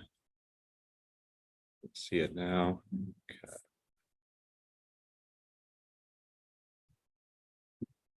Thank you, Chairman DeBone. For the record, my name is Avery Johnson, and I'm an assistant planner with the Deschutes County Planning Division. Today, the Board of County Commissioners will take testimony and receive written evidence concerning a hearings officer decision that granted approval for a declaratory ruling application to determine whether the marijuana production facility approved under file number 247-170000907-80 has been initiated. Today's hearing will proceed as follows. First, staff will explain the hearing format and how to testify at today's hearing, followed by a brief presentation on the application. Then the testimony portion of the hearing will begin. The applicant will present first, next persons in support will testify, and those in opposition will testify last. Afterwards, the applicant will then be afforded an opportunity to present any rebuttal testimony, and finally, staff can make closing comments. This is a hybrid public hearing with both in-person and remote participation. Before starting your testimony, please provide your first name and last name, as well as your mailing address. For in-person participants, if you wish to testify, please fill out a blue sign-up sheet and submit it to the board secretary, Brenda, to the left of the dais. Chairman DeBone will call up in-person participants for their testimony. After your name is called, please come up to one of the tables at the front of the room before beginning your testimony. For our remote participants, if you want to testify, you must be logged into Zoom or have called in using the Zoom dial-in option. When Chairman DeBone asks if anyone would like to testify, you will need to use the raised hand feature to notify the board. To do this, you need to press the raise hand button on your computer or smart device, or if you called in, dial *9. In addition to oral testimony, if anyone has written testimony to submit, please hand it to me. If you are in person, please submit your written testimony to me after your testimony. If you are participating remotely, you can submit your written testimony via email to my email on the screen, avery.johnson@deschutes.org. The chair and staff are responsible for conducting an orderly hearing. Any testimony or behavior which is inappropriate will be unaddressed and may result in that member of the public being removed from the hearing. And Chairman DeBone, I will now return to the script and note that commissioners must disclose any ex parte contacts, prior hearing observations, biases, or conflicts of interest. So does any commissioner have anything to disclose? And if so, please state the nature of same and whether you can proceed.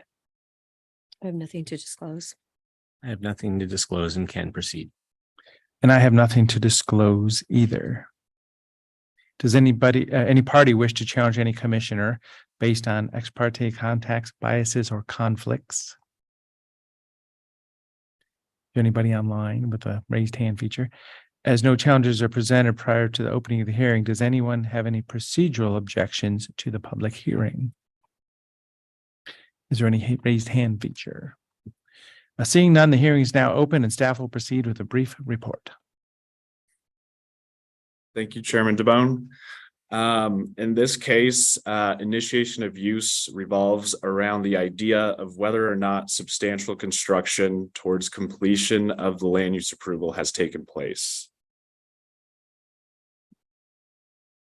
Determining whether substantial construction has taken place involves three elements. One, whether the holder of a land use approval has physically altered or changed the use of the land. Two, whether the alteration or change was directed toward completion of the development. And three, whether the expenditure of time, labor, or money demonstrate a good faith effort to complete the development. Oops. So the hearings officer determined the use was initiated. Significant findings from the decision include, but are not limited to, the following. One, the holder of a land use approval need not hold the approval at the time of the alteration or change in use, so long as the work was directed toward completion of the development. And then second, actions taken by an applicant may be considered directed toward the completion of a development prior to receiving land use approval. To hold otherwise would be counter to the commonplace occurrence of business decisions being made in anticipation of certain events occurring. So the original land use permit was approved in April of 2018. According to the applicant, approximately 90 to 95% of what is needed to establish the use was completed prior to the property owner receiving land use approval. The hearings officer found it appropriate to consider these expenses because the property owner initiated discussions with the county on this use in early 2017. And staff, in consultation with legal counsel, has determined that there could be at least 3 unintended consequences of this hearings officer decision. One is that development prior to land use approval would deprive the public and public agencies of the opportunity to participate in the land use process. Secondly, the county could see an increase in code violation cases. And third, property owners could find themselves in the unwanted situation of having spent significant resources to establish a use prior to land use approval, only for the project to be denied.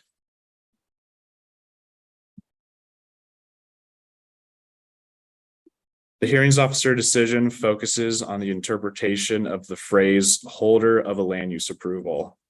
In order to avoid the unintended consequences, staff recommends the board interpret this phrase as the time period from the land use decision becoming final to the end of the duration of approval. And with that, staff is available for any questions. Thank you very much. Are there questions? No. So, yeah, at this time, the public hearing is open on this matter, and please provide testimony. So you're the applicant, correct? I think I had Represent- Mr. Watson. He's calling Watson. in and he's overseas. He's not in the United States. I'm going to see if we can get him Okay, is there, to testify now before we potentially lose him. Are you Okay. there, Mr. Watson? we're nodding head in the back, so we're maybe joining the Yes. Zoom call. There we go. Yes. My name is John Watson. Address 26295 Willard Road, Bend, Oregon 97701. Thank you for joining us. Yes. Thank you for having me. I'm sorry I wasn't able to make this in person as I did the last time. I wanted to be there. This has been a long, arduous process and something that I hold very close to my heart. But work has kept me away from being able to show up today. A little background on myself and this piece of property. I'm a military disabled veteran. I've seen this, the use of this property, I feel, was initiated as soon as I bought the property, because I only purchased the property for this single use. And I have put my life savings into it. And I feel, that since we've started this process, because I was not able to afford everything at one time, because I am the single source investor on this, that we've come to this issue. As was already previously stated in the hearing officer's decision, we still stand by all the same testimony that we gave before. Everything that I've done on this property has been for this sole purpose of initiating this use and receiving licensing from the state for this. I intend to use this property. It's not only, I say that it's near and dear to my heart because of my own PTSD issues, but the fact that I know many, many people that have these issues, and I've always had this interest in being able to employ other disabled veterans and veterans that have these issues. And that's what I've done so far on this property, even though we have not actually physically grown the marijuana yet. This has been the intent from the first day that we bought this piece of property.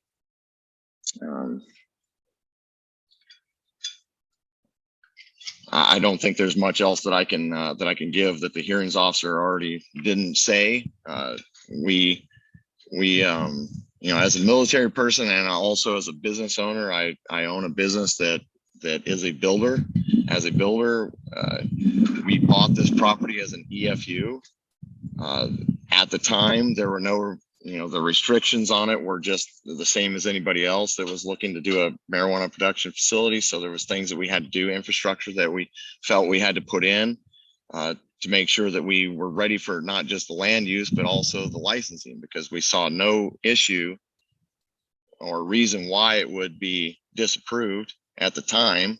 And lo and behold, it was approved in 2018. And as a business person, I was already starting to spend money. I needed to get this work done because I felt at the time that I had enough capital to get this ready and done and started as quickly as possible.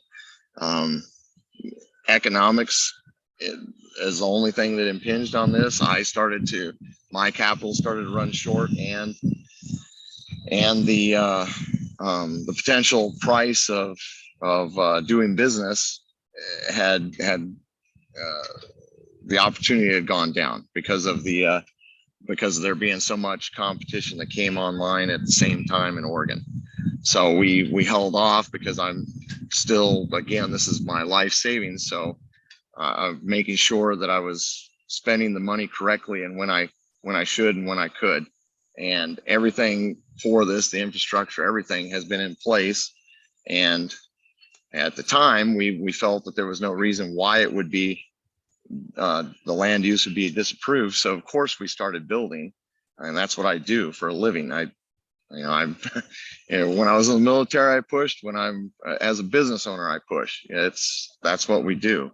So I don't believe there's anything else that I can probably input outside of what the hearings officer's already given as the reasons why it was approved. So I find myself kind of a little bit not understanding a little bit why we're back at this again when the hearings officer approved it. So, but nothing has changed since then. The intent is still the exact same, and now we're even further along. I think I've capitalized the project completely at this point, and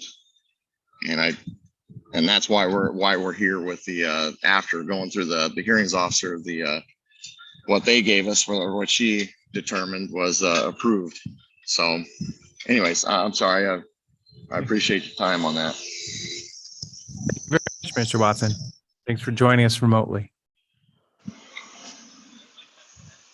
Commissioners, I just have a brief few comments. Introduction to yourself. Yeah, my name is Michael Hughes. I am the attorney for Mr. Watson, the applicant in this matter. I've been representing Mr. Watson since we started this process, which was about 2017. Mr. Watson, you can probably mute your phone now too. Okay. And so we started this working with the county. I met Mr. Watson. I knew he had a military background. He minimizes his military background a lot. He is a disabled military veteran, but many of you have probably seen movies that involved some of the activities that he was involved in. He is a very, what I'll call a hard charger. He likes to get stuff done. In his business, while we were going through the land use process to get this land use approval, not only was he had a short, narrow window of time to go get the projects done out of his farm in Bend, he also completed an elementary school or a school building in Houston at the same time. So this is the pace that Mr. Watson operates on. It is go, go, go. So when we started in 2017, he purchased EFU property with the notion that, hey, the state has set their laws. EFU is allowing cannabis production, so we're going to look for EFU properties. When we started talking to the county, we didn't anticipate there would be any problems with the land use approval. Interestingly enough, and I think a few of the commissioners who were around back then will maybe appreciate this, but when Mr. Watson's application was going, there were many other applications from the alfalfa market that were going. And there were many people that showed up at the hearings and many people who wrote and had comments. And Mr. Watson's application didn't receive one email, one letter, nothing from any of his neighbors, even though Mr. Watson's property, you can see the other properties that were going through the land use process at the time that were being challenged by the neighbors. And I'm not sure why this is. I think it's because Mr. Watson was known to his neighbors. They knew he was a builder. They knew that he would be doing professional work up there, which is everything he did up there was done very professionally. And we went through the process. He got most of his stuff done before the approval occurred. The approval occurred, and as Mr. Watson explained, he kind of then pumped the brakes a little bit and watched how the market would go, as opposed to fully activating the license. As he mentioned, there's no OLCC marijuana being grown at the property right now. And that kind of is the issue, right? If there was OLCC marijuana growing at the property, this use initiation would be easy to determine. But because that wasn't, we had to present the testimony regarding the construction in the process. And that's what we did at the hearings officer, for the hearings officer. And I believe the hearings officer did a really good job in her decision outlining this. And I understand the concerns that were raised by the county with regard to this particular situation, but I would note that I don't believe those concerns. I mean, I think they're real, but I don't think they're going to have any basis in reality, because if you look at this particular situation, it's a very unique situation to begin with, right? Because this is a marijuana land use to begin with. There are no other, the marijuana land use requirements in Deschutes County are wholly unique from the rest of the state. When I tell other lawyers about what the process here is, they kind of like, whoa. And it's not the same process that somebody'd have to go through if they're going to put a horse barn up and have some horses at their property. They wouldn't have to go through a marijuana land use. So that in and of itself makes us a very unique situation where we're probably not going to have some of the concerns that the staff wrote about happening, because this comes out of a unique situation of marijuana land use approval. As everyone knows, the county is now opted out of marijuana. So there are no more OLCC licenses that the county can approve. The state is no longer issuing new licenses. So the whole landscape has even changed since 2018, right? So the concerns that might have been if we were still a county that allowed people to get OLCC applications, and if OLCC was still giving applications, some of those concerns might be something to consider. But I think this is so unique that we're not going to see this. The other unique thing about this is, and this is really what I think the issue here today is whether or not expenditures before the land use approval occurs can be looked at when we're looking at the initiation of use analysis. And the hearings officer ruled that they could be, right? And if you read her decision, it makes a lot of sense. And one of the things that she said that I thought was, and I think staff even alluded to it, she said to do so, to not allow people to look at expenditures that were made prior to the land use approval would be counter to commonplace occurrences of business decisions made in anticipation of certain events occurring. I don't think it's highly unusual that people start building projects for land use before the approval occurs. And it's a business decision that people make. And as staff pointed out in their third concern, well, what happens if they spend this money and they do all this, and then all of a sudden the land use is denied? Well, that's the business decision they made. And that's common in business where people make poor decisions. I mean, even in the marijuana world, we saw people spending millions of dollars on properties in Marion County before they even voted on whether they're going to opt out. And then all of a sudden Marion County opted out, and all those people were like, geez, we just spent millions of dollars on properties. And that's some of the things that happens in these, what I call new markets that emerge. People are trying to move fast and trying to get stuff done and trying to be ahead of the curve. And so I do think it is commonplace that it happens. I think it happens in rural communities too, where somebody may be having, I guess the only example I can probably think of is a CAFO, right?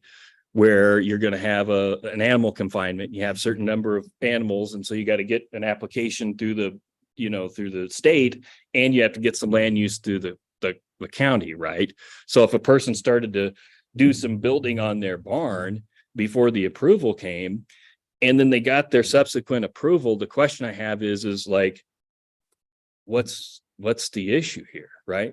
So we're in a situation where we have an approval and a time period and now a declaratory ruling about an initiated activity. So it's kind of the second step to this is what I'm seeing. Yeah, and that is correct, is that this was approved, and now we're just looking at whether these expenditures that occurred before that approval we should be able to look at those in the initiation of use analysis. And I believe the code doesn't say anything. I believe the code would have to be amended if there was going to be a provision that said, hey, this has to occur after the use is approved. And as the hearings officer pointed out, that would be kind of run counterintuitive to a lot of what happens in the building world.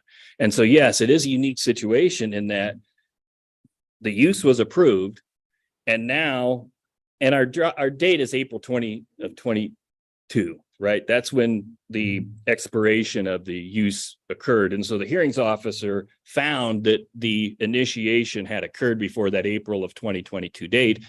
And in fact, I think the real issue here is it looks like most of those expenditures occurred before the land use approval occurred. And the question is, should we consider those when looking at the use of initiation? And it's kind of like the hearings officer said in her thing, and I argued at the hearing, is like, well, let's say the approval had occurred, would the county then go out and make him take down the greenhouse that he already grew and then rebuild that greenhouse? That would not make any sense either. The greenhouse, the important thing to understand too is all the work that was done on this property was permitted. And so that gets the second concern that the county had was we're going to have all these code violations because people are going to be building without approval, and building requires permits. It's the using those buildings that requires the land use. So in this particular case, Mr. Watson had everything permitted, went through the permitting process, worked with the water, the Central Oregon Irrigation District, worked with the electric company, was doing all this at the same time he was talking to the county about the land use. So he's doing all this in anticipation that his land use is going to be approved because he's talked to the county. He met with the county. They said, you're on EFU. You got to put this application in. He put the application in. No neighbors commented. Nobody was saying anything. He 100% believed that that application was going to be approved. And that's why he started the process of expending the money on this. And those expenditures, I don't think there's any question that those expenditures were related to the development. I think the really narrow question is, can those expenditures that occurred before the approval be counted in the analysis? Hearings officer concluded they should be. I believe they should be. One of the concerns, and I think this is a legitimate concern, is that if people are developing this prior to the approval, then the public doesn't get to participate. And this is again where I go back to the issue of a building permit, which is required to put up the electrical. They had to get permits to upgrade their electrical. They had to get any permits needed for buildings or any greenhouses. Those were all permitted and being done at the same time. The public still had the opportunity under the land use to make comments. So they were still participating. So even in this case where Mr. Watson was doing some development prior to the approval, the land use decision was still going on. The public was still allowed to provide their input. And so therefore, in this particular case, they weren't deprived of the opportunity to be involved. They had the opportunity to comment on the land use application, and there were no comments. No neighbors had any concerns. So, Mr. Hughes, I have a question for you. yes. Reading in our staff findings, today he said he hasn't grown marijuana, but did he have a medical license for growing marijuana then? Because in the comments, it said the applicant testified that since 2016 through the date of the hearing, he has employed a full-time employee for the marijuana production and has used the property for a medical marijuana grow. Yes, they had a medical marijuana. There's not currently a medical marijuana grow, but they have in the past for many years. When was that discontinued then? Probably, I'd have to ask Mr. Watson, but I'd say in 2022. So it went through last year then? Yeah, and maybe even earlier this year was when they got rid of their medical cards. They did get rid of their. Yeah. No. There may be some Yes. now. There weren't some earlier. I'm not sure. Here's Mr. Watson. Yeah. Have information? Mr. Yes. Watson? Yes, I have a medical card and we were able to grow on the property, but we're not.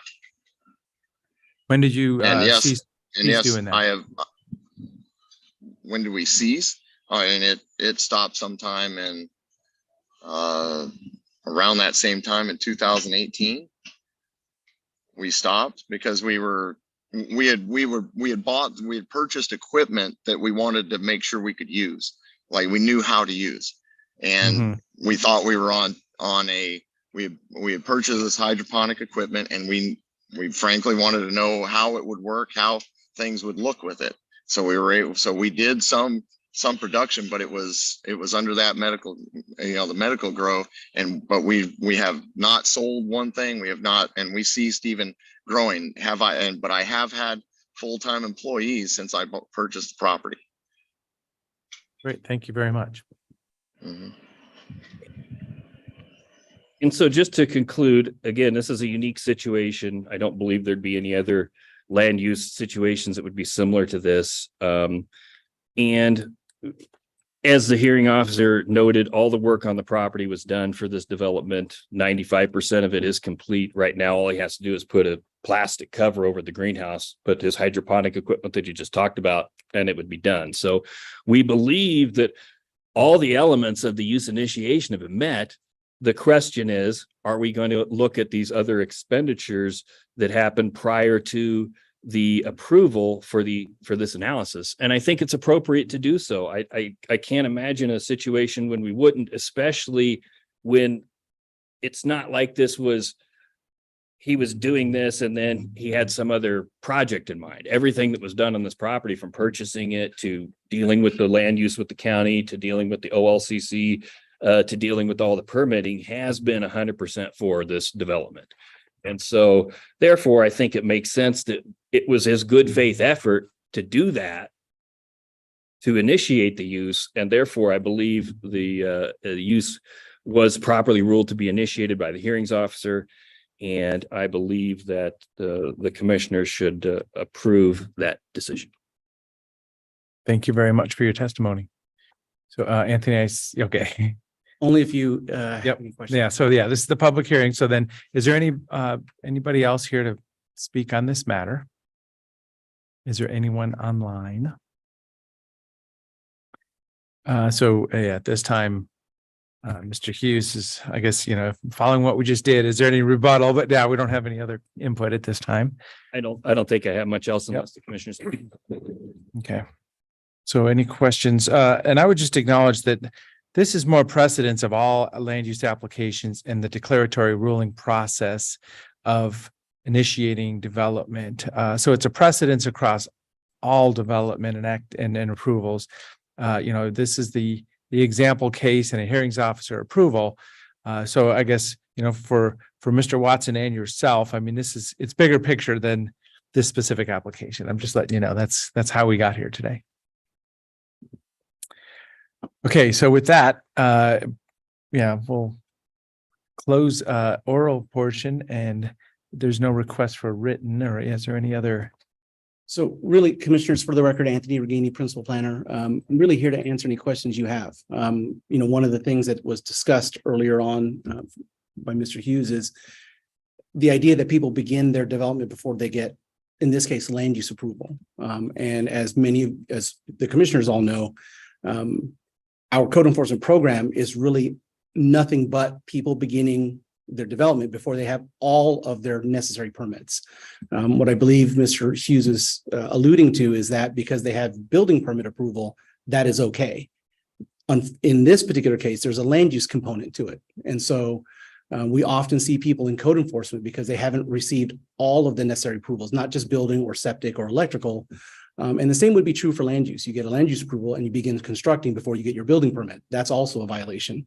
And so there's much broader implication. I appreciate what Mr. Hughes is saying, that marijuana is unique.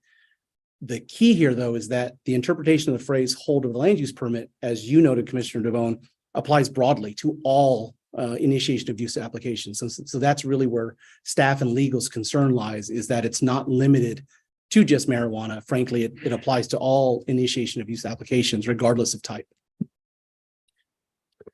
And a hearings officer decision doesn't specifically set precedents for the future. A board of commissioners ruling can give input to a future hearings officer decisions. That's correct. Nick? Yeah, Commissioner, and I'm certainly interested in staff and the applicants' perspectives on this. Mr. Hughes said, quote, "Conversations with the county led him to believe it would be approved." To me, that's a real concern because that would put a real chilling effect on staff having such conversations. If any conversation led anybody to proceed with a project before approval, because even building permits, the Land Use Board of Appeals has determined are land use decisions because planning must sign off that the building permit is going to comply. So I'm just, to me, that's a concern, and I just raise it during the oral period so it can be responded to if the board wishes. So then also acknowledging that there's a land use approval, a period of time, declaratory ruling requested for initiation of use. Another path would be go back for a land use approval a second time because of the expired land use. I'm just pointing out there are different paths that could be gone down. Right, under every other agricultural commodity, we would be able to do that, but when the county opted out before April 20th, 22. So therefore, by the time the land use expired, there was an opt-out, so Mr. Watson couldn't just go back and apply for another land use. That makes sense? That's kind of the time frame he was in. Oh, and that's very unique situation. Yeah, Very unique. and I understand what we're saying here is, but understand too that you can get building permits, you can build the building, but you can't use the building for the use unless the county approves it. So they're kind of so somebody could build the building and they'd have a nice building there, but if it wasn't approved for the use they wanted it to be approved, they'd have just built the building and they're going to have to find some other use for it. That's on the landowner, not the county. Can I ask, so we're talking about, permits for, I believe, greenhouse infrastructure or buildings that, agricultural activities could occur in. I want to ask the community development staff. So these building permits were issued. If a indoor agricultural building was constructed or developed, are there other crops that could be grown in that building that you would not need the additional land use approval to produce? Yes. And so the short answer is yes, but I do want to back up a little bit. Nick mentioned that, when a building permit comes in, typically planning will sign off on the building permit. That is true with the exception of agricultural exempt permits. So for ag exempt permits, there is no planning sign off. And so what happened here is Mr. Watson received approval for an agricultural exempt building, which he then constructed and then intended to use for marijuana. So in the cases where a building permit also requires a land use approval, we would not be signing off on the building permit until the land use became final. That is not the case here because an ag exempt permit is not required to be signed off by planning. It's purely a building official determination. So that's where there was, normally we could catch, quote unquote, catch this kind of thing. Somebody comes in for a structure, let's say, take a simple example in the landscape management combining zone. They come in for a building permit for a structure, requires land use. Planning does not sign off on it. And so we can catch this before it becomes a code violation.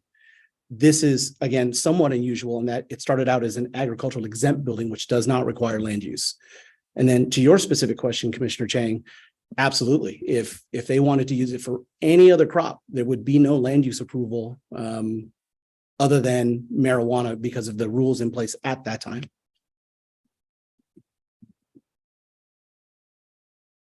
And just for a little clarity on this property, the only thing that was actually constructed was the greenhouse frame. So there were no other buildings or the greenhouse frame was constructed. The existing building was used to upgrade the electrical amps. So that's where the electrical power box was put. Otherwise, the only thing that was done on that for this particular land use was erecting the greenhouse and purchasing the equipment.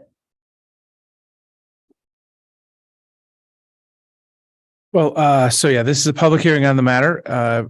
Looks, good discussion right now. So I'm just thinking next steps. I'm probably not ready to deliberate today, but I don't know that we need to leave the record open anymore. Any other thoughts on this?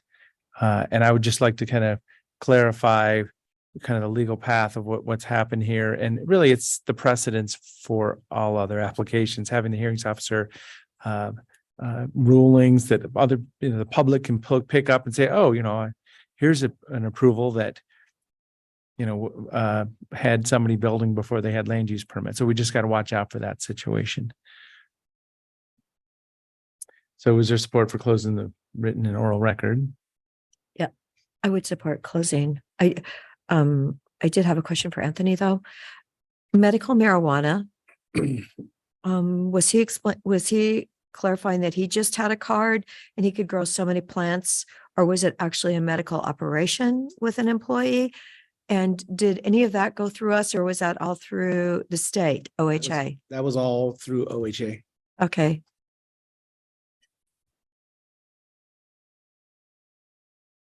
And I believe Mr. Watson said maybe he was producing, but he never sold any medical marijuana. Yeah, there's been no marijuana. I think there's like maybe one medical marijuana dispensary left in the state. So We Right. said 2018. yeah, Well, I was thinking maybe he might be that one. There's one left. I think it's in Portland. I don't know where it's at.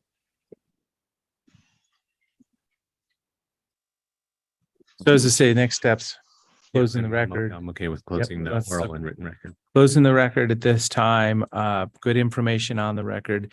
As I say, I want the applicant to understand this is a precedence-setting issue for the county, not specifically even the applicant. And the note that was just mentioned that opting out and the timing of this is very unique. So we'll go with that. So at this time, with the public hearing closed, record closed, we can set a date for deliberations. Next steps.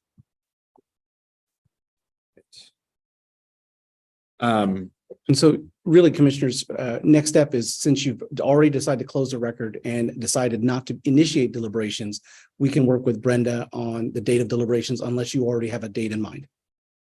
No, let's just look for a date. Okay. And we'll do the MuniCode agenda upload, and that way we'll be on your agenda probably next week or two. Yep. So we'll go with that. So with that, that'll be the end of the item today. So thank you, Mr. Watson, for joining us, and Mr. Hughes. Thank you. One thing I would like to say about this is we really do not want to be sending the signal to people that they can initiate development activities before they get all their approvals. That said, this is happening across land use. This is not exclusive to issues of marijuana or cannabis, so cannabis production. And I wouldn't want us to, kind of grab onto this specific application and, say that, this is where we're going to demonstrate to people that, that you can't do stuff before, before you get land use approvals, in an inconsistent way. We're not doing that in many other arenas. I mean, the example that we're going to be talking about in a little bit is there are hundreds of illegal ADUs in this county, and that it wasn't, when people built those, it wasn't even a question of whether you got your permit or not. It was not an authorized not an authorized land use. So at the same time, that we absolutely need to send the message to the community that you cannot begin your projects before you get your land use approvals. I wouldn't want us to kind of pick on one specific instance of this more than others. Thank you very much. So a week or two. So we'll see where it goes. Thank you, commissioners. Thank you. Bye. I don't get to say anything else or? Well, Yeah, the record's closed, Mr. Watson. I think you can probably hang up and I can talk to you in a little bit here. No, I wanted to still say something. I'm sorry, commissioners, but I'd like to point out that you're talking about not picking on the one person, but my gut feeling at the time was that it would be approved because we bought it as an EFU and it was approved. So it's not a case of I did this and didn't get approved at the time. We were approved at the time. So my expenditures towards it were towards that and were approved. And I appreciate your time today. Thank you. okay, have a great day. Thank you so much. Take care, Mr. Watson. So at this time, we are going to take a lunch recess. The schedule's working out really well today. I have a lunch to attend in Redmond. In fact, it's with East Cascade Works, and we have a representative from Federal Reserve Bank from San Francisco coming to hear about just the status of development activity in the economy and employment. So I'm really looking forward to this lunch. So we will reconvene at 1:30 today and not 1 o'clock. Is there anything else we want to throw in right before, or? Looks like we're ready to go. Okay, so we'll reconvene at 1:30. Thank you. Our beautiful Lahaina town on the island of Maui just burnt up last night.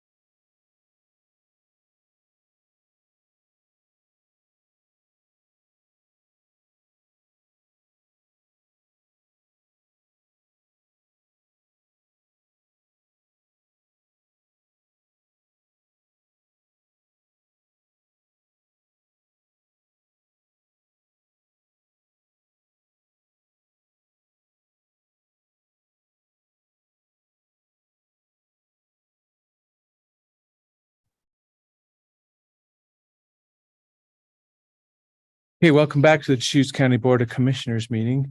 This is second half of our day, so we're going to go right to item number 20. Consideration of a collective bargaining agreement.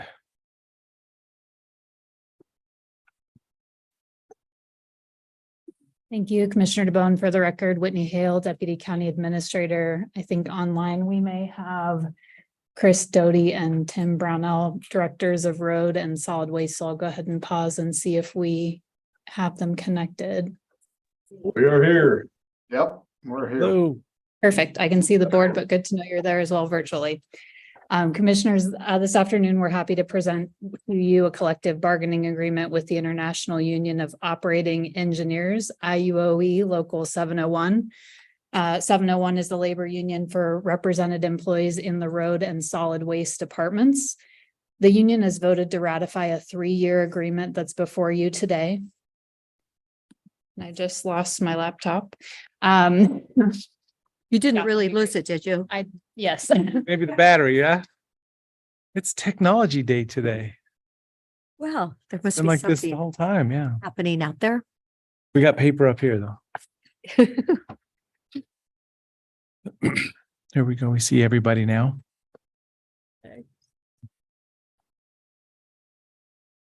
Dave with paper. So I now have 2 copies of the staff report, Mhm. so we'll move forward on this. The agreement that's before you today includes a 4% cost of living adjustment effective July 22nd of this year. And then for fiscal years 25 and 26, it includes a COLA range of 1 to 4% dependent on CPI. This new agreement includes new shift differential and intermittent skill differential pay. It also sunsets the Technical Standard Performance TSP certification program and includes pay grade adjustments for a variety of represented positions. We'd like to thank 701 for their collaboration throughout this process. The bargaining team for 701 included James Anderson, Nate Stokes, Jacob Stallings, Chris Montgomery, Troy Thompson, Joe Jasso, and Ron Preston. The county's bargaining team included Jason Bavuso, Chris Doty, Tim Brownell, Kim Riley, Dave Doyle, Jana Kane, and myself. The county's bargaining team tentatively agreed to the collective bargaining agreement that's before you today and recommends its approval. And with that, we're happy to answer any questions that the board may have. Any questions? No, this is nice work. And I think it was good that you stuck with your July 22nd date for the fee, the COLA fee that I think you earned. What it was at 4%. So that was good that they accepted it. I'm just so glad that the team was able to reach agreement with the negotiating team from the union. Yeah, so this is a third agreement for the year with expiring contracts as of June 30th. So it's really exciting to be able to get this done. And I want to thank everybody that provides all these services. I was at a transfer site in South Side yesterday, saying hi to the folks that were there, and it's just a great attitude serving the people. We know there's lots of, and then I was behind the stripe truck the other day too, and I didn't know if I'm supposed to pass them or not because they were going slow and nobody was coming, but a lot of great services out there, and I want to thank both of those, both groups and everybody that provides these services. Any other comments? Chris or Tim? No, I'd just like to especially, point out the efforts of Jason Bavuso and leading this group. He did a great job, and this is, I think, one of the first negotiations where he's been the lead, and he did an exceptional job for us. So I want to point that out. Great, thank you. Yeah. And I want to thank you for your kind words for our staffs. They work hard in some difficult situations. So we'll pass those along to them as well. Great. So is there a motion? So move board signature of document number 2023-710, the collective bargaining agreement with IUOE 701. Second. Okay, any other discussion? Seeing none, Commissioner Dare? Yes. Commissioner Chang? Yes. And chair votes yes. Thank you. Thank you. Very exciting. Thank you, board. Thank you. Thank you. Thank you, teams. Item number 21, Oregon Health Authority funding for Medical Reserve Corps.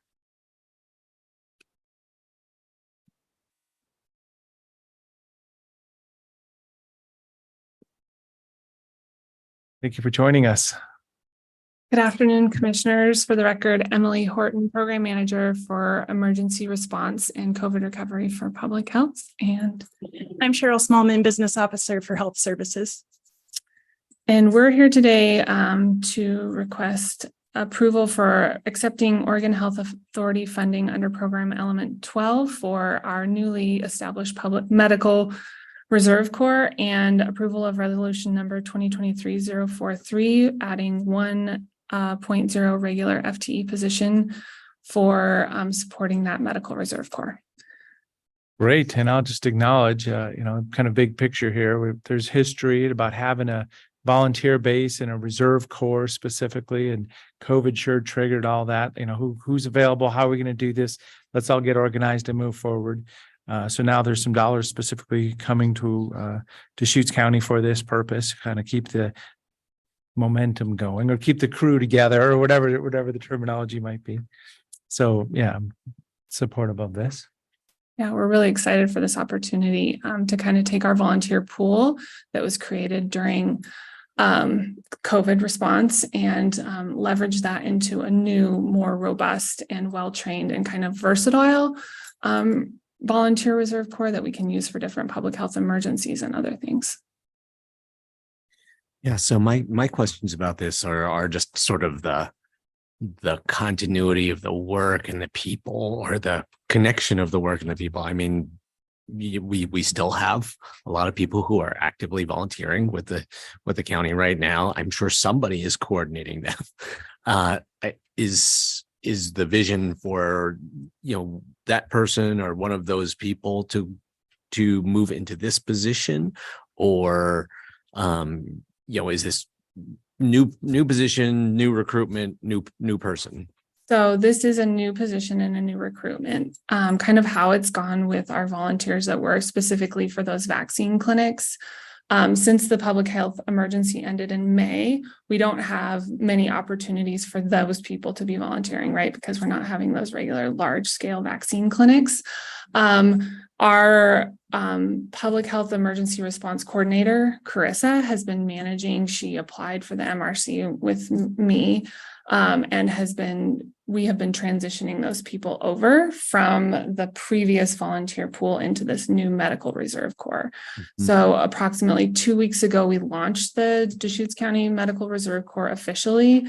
So there's some processes that the volunteers will go through in transitioning from our old volunteer pool into this new Medical Reserve Corps, some additional training and things like that. So Carissa has been managing that, but clearly it's a big job and she has a lot of other responsibilities as well. So it's a lot of work to keep track of and engage actively, 50 to 100 volunteers regularly and provide that kind of ongoing training and engagement and exercises and things that we really think are important to be able to continue this work and make this pool of people able to be deployed in many different scenarios and situations.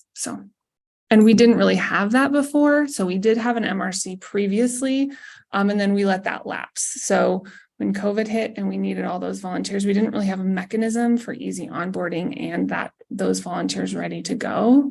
So it was kind of a scramble, and we don't want to be in that situation again. So does that answer your question? Yeah. I mean, within the members of your team or people who have been connected with efforts in the last couple of years, I mean, do you imagine that someone will apply for this job, or it could be potentially somebody yes. someone out of the blue? Yeah, there's either way. I think it could go different directions. So yeah. Okay. And so Emily, this position will be situated within your team structure. Correct. Yes, in emergency preparedness. Yep. So do we expect more funding then in the following 3 years of this?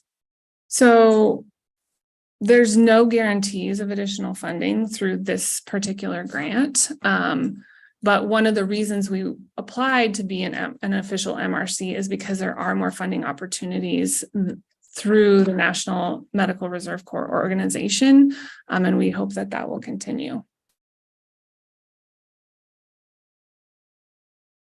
Well, yeah, so I mean, a couple of years out, we may have a conversation about this, but hopefully there'll be some other resources. As I say, it's good to keep the momentum going right now, figure out the value and preparedness and tabletop exercises and, just making the relationships is what it's all about. We know that, especially from the fire world.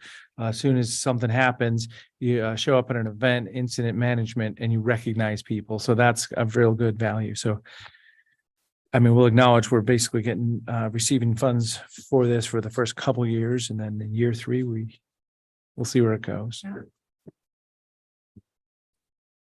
There's no further questions. I'll move approval to accept Oregon Health Authority's funding under Program Element 12 for a Medical Reserve Corps. I'll second. Any other discussion? Seeing none, Commissioner Chang, Yes. Commissioner Adair, Yes. and Chair votes yes. So then another motion for an FTE. Go ahead and make it. Move approval of resolution number 2023-043, adding 1.0 regular FTE position and increasing appropriations within the Health Services Fund and the 2023 to 24 Deschutes County budget. I'll second it. Any other discussion? Seeing none, Commissioner Chang, Yes. Commissioner Adair, Yes. and Chair vote yes. Thank you. Thank you so much. Thank you. It's an exciting new funding opportunity and staffing opportunity. We're very excited. Thank you. Okay. Working right through our schedule here. So item number 22, deliberations, rural accessory dwelling units, text amendments. Good afternoon, Commissioners. For the record, Will Groves, your planning manager. I am filling in today for Kyle Collins on a well-deserved vacation. Okay. I have for your deliberating pleasure, oversized copies of the matrix.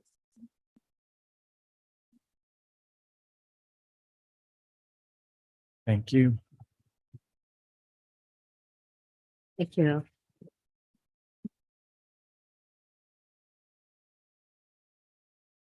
So this is the time and place that you have set for deliberations on the rural ADU text amendments that you directed staff to set in motion. These are pursuant to Senate Bill 391 and 644. And these follow on a board process that included a work session on July 24th, a public hearing on the 26th, and instructions to keep the written record open to today with deliberations. That's an unusual instruction, and so I wanted to let you know that I just checked as of the beginning of this item, and there were a couple of public comments that have been received. There are 3 public comments that were on the website as of this morning, 2 in support, 1 in opposition. Those are in the record. In addition, there was 1 additional public comment in support of making ADUs available to provide needed housing. And with that, I will begin into the matrix unless you have any initial questions or thoughts. Just to clarify what you just said, you said 2 were in support, 1 was in opposition, and then there was another one? Yeah, so there's one that you haven't seen before. This is an effect of having the record continue to the beginning of the deliberation. And it was in support as well. In support, okay. Yes. All right. Thank you. Thank you for requesting the clarification. So deliberation item number 1, we've got a question at the outset, and it is if you would like to see these ADUs prohibited entirely or considered for allowance with additional options. This is a kind of a threshold question that if you weren't in fact interested in proceeding, could end the process at this point, or if you wanted to continue on into the matrix, we could look at the details. I think we're all pretty excited to move forward. Yeah, I'm supportive of proceeding. Yes, please. Okay. Yes, thank you. Easy one. All right, so this second question has to do with usable floor area. So under Senate Bill 391 and 644, the ADU can't include more than 900 square feet of usable floor area, but that's undefined in the Senate bills and administrating statutes. So Deschutes County was given an opportunity to define what that means. In the current draft of the amendments, it has it as the area of the accessory dwelling unit included within the surrounding insulated exterior walls and exclusive garages, carports, decks, and porch covers. During the course of the record, hearings, other materials we collected, a number of potential alternatives or refinements were identified that could be used alone or in combination. There were 5 of them. The first was to require that the 900 square feet apply to the entire ADU structure, including garages and accessory components. So a strict 900 square foot box for the entirety of the use. Second was to set a maximum size limit to accessory components to the ADUs, such as attached garages. So that the ADU would be 900 square feet, but other garages could be allowed and they would be subject to specifications. Third would be a prohibition on certain features in non-usable floor area portions. And that would be, for example, if an area is a non-usable area, it's precluded from having a stove, a sink, a bathroom. Some other similar code provisions are include these types of restrictions. Number 4, restricting the accessory components of the ADU to non-conditioned area. And that's a defined term in the Oregon Specialty Code. And that means heated to a temperature that would be comfortable for people and or cooled to a temperature that would be comfortable for people in the summer. 5th option would be, this is something similar to the City of Bend's approach to this. And they say where there's accessory or components attached to the ADU that cannot be accessed from the interior of the ADU. So you basically have to step outside to get into these other parts, that they are not counted as part of the ADU. There's also an exclusion under their provision for allocated space for parking, so garage areas. The Planning Commission on this one recommended that the first option under these alternatives, the 900 square foot box, that's it, would be recommended. And it's now before you to pick these or other options, and I'm available for questions about them. Well, but the Planning Commission then in their second recommendation, they modified their. Yes, to include that because they had aligned with the staff proposal. Thank you for that clarification.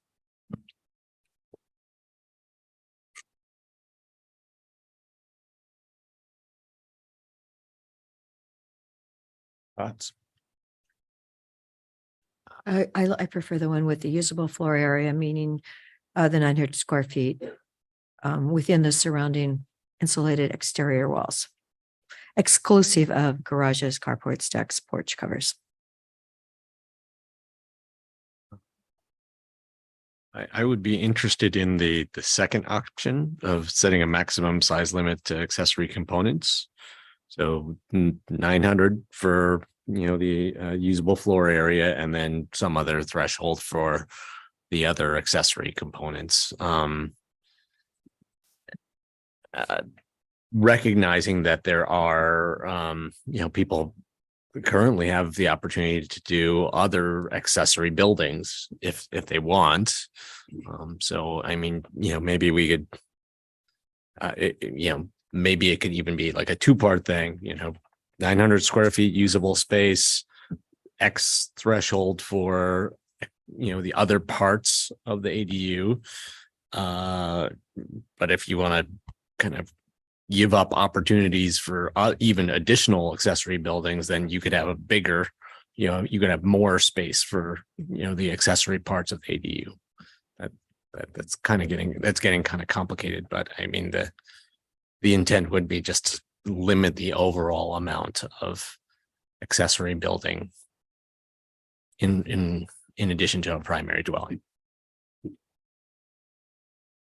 And I would support just keeping it real simple with exclusive of garage, carports, decks, and porch covers. Garage. So yeah, just keep it real simple. Just use the word exclusive. Exclusive of. I would agree with that position. All right, thank you. Ready to move to the next item? Thanks. All right, item number 3. This is a question about the 100-foot sighting distance. So under the statutory scheme, a measurement methodology isn't specified for how we are to determine if a ADU is no further than 100 feet from the existing single-family dwelling.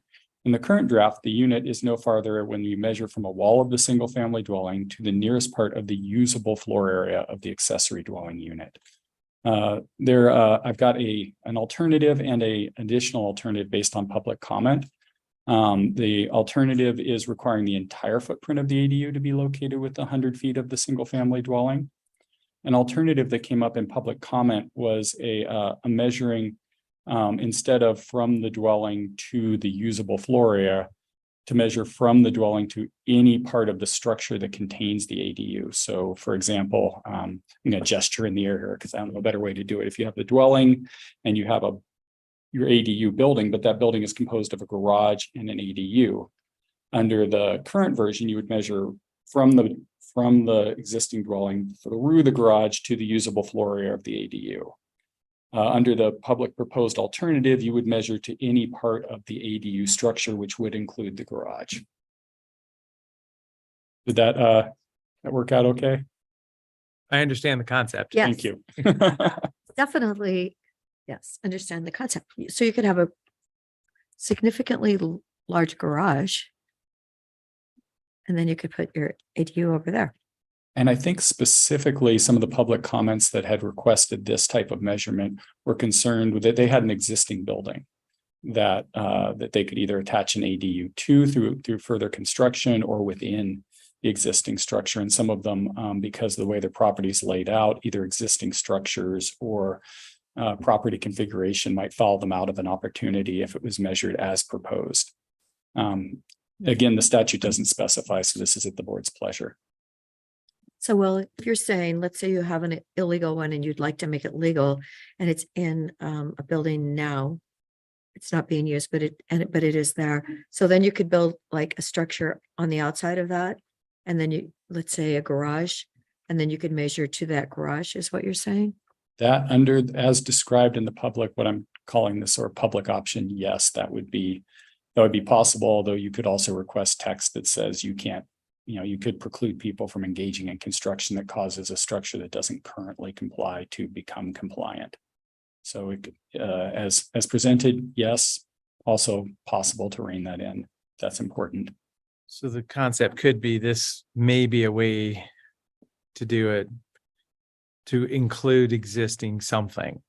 There's all kinds of scenarios in there, but yeah.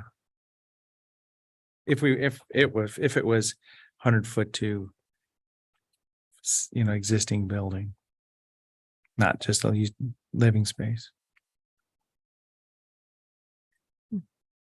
Well, I start off with wanting to just keep it real simple.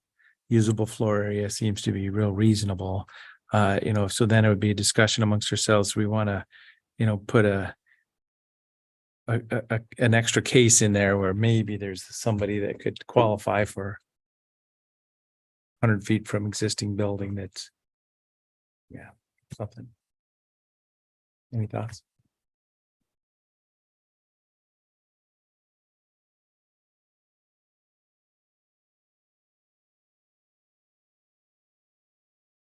Well, I'm aware of a lot of people have told me that they would really like their ADU to become legal. And the county we are short of housing. So, I'm not sure if this is the right way to go or not, but I'm definitely recognize that I would really acknowledge it would be great for those to become legal.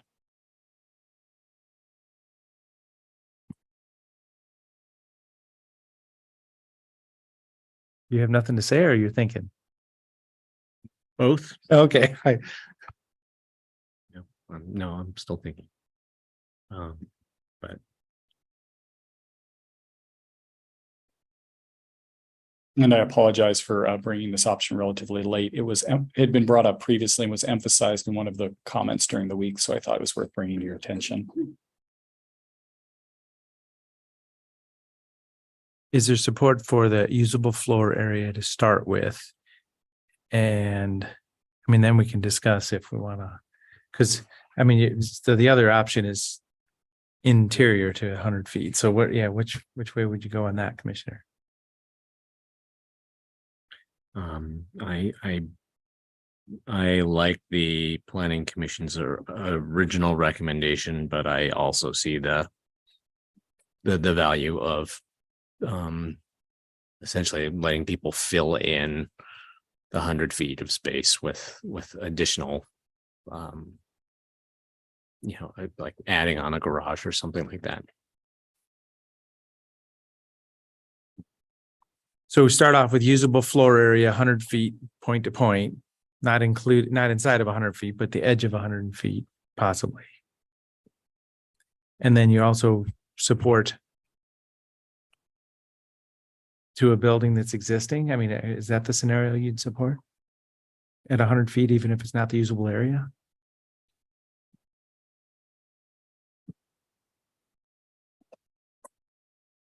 Support that. So that starts with the new concept you just shared with us.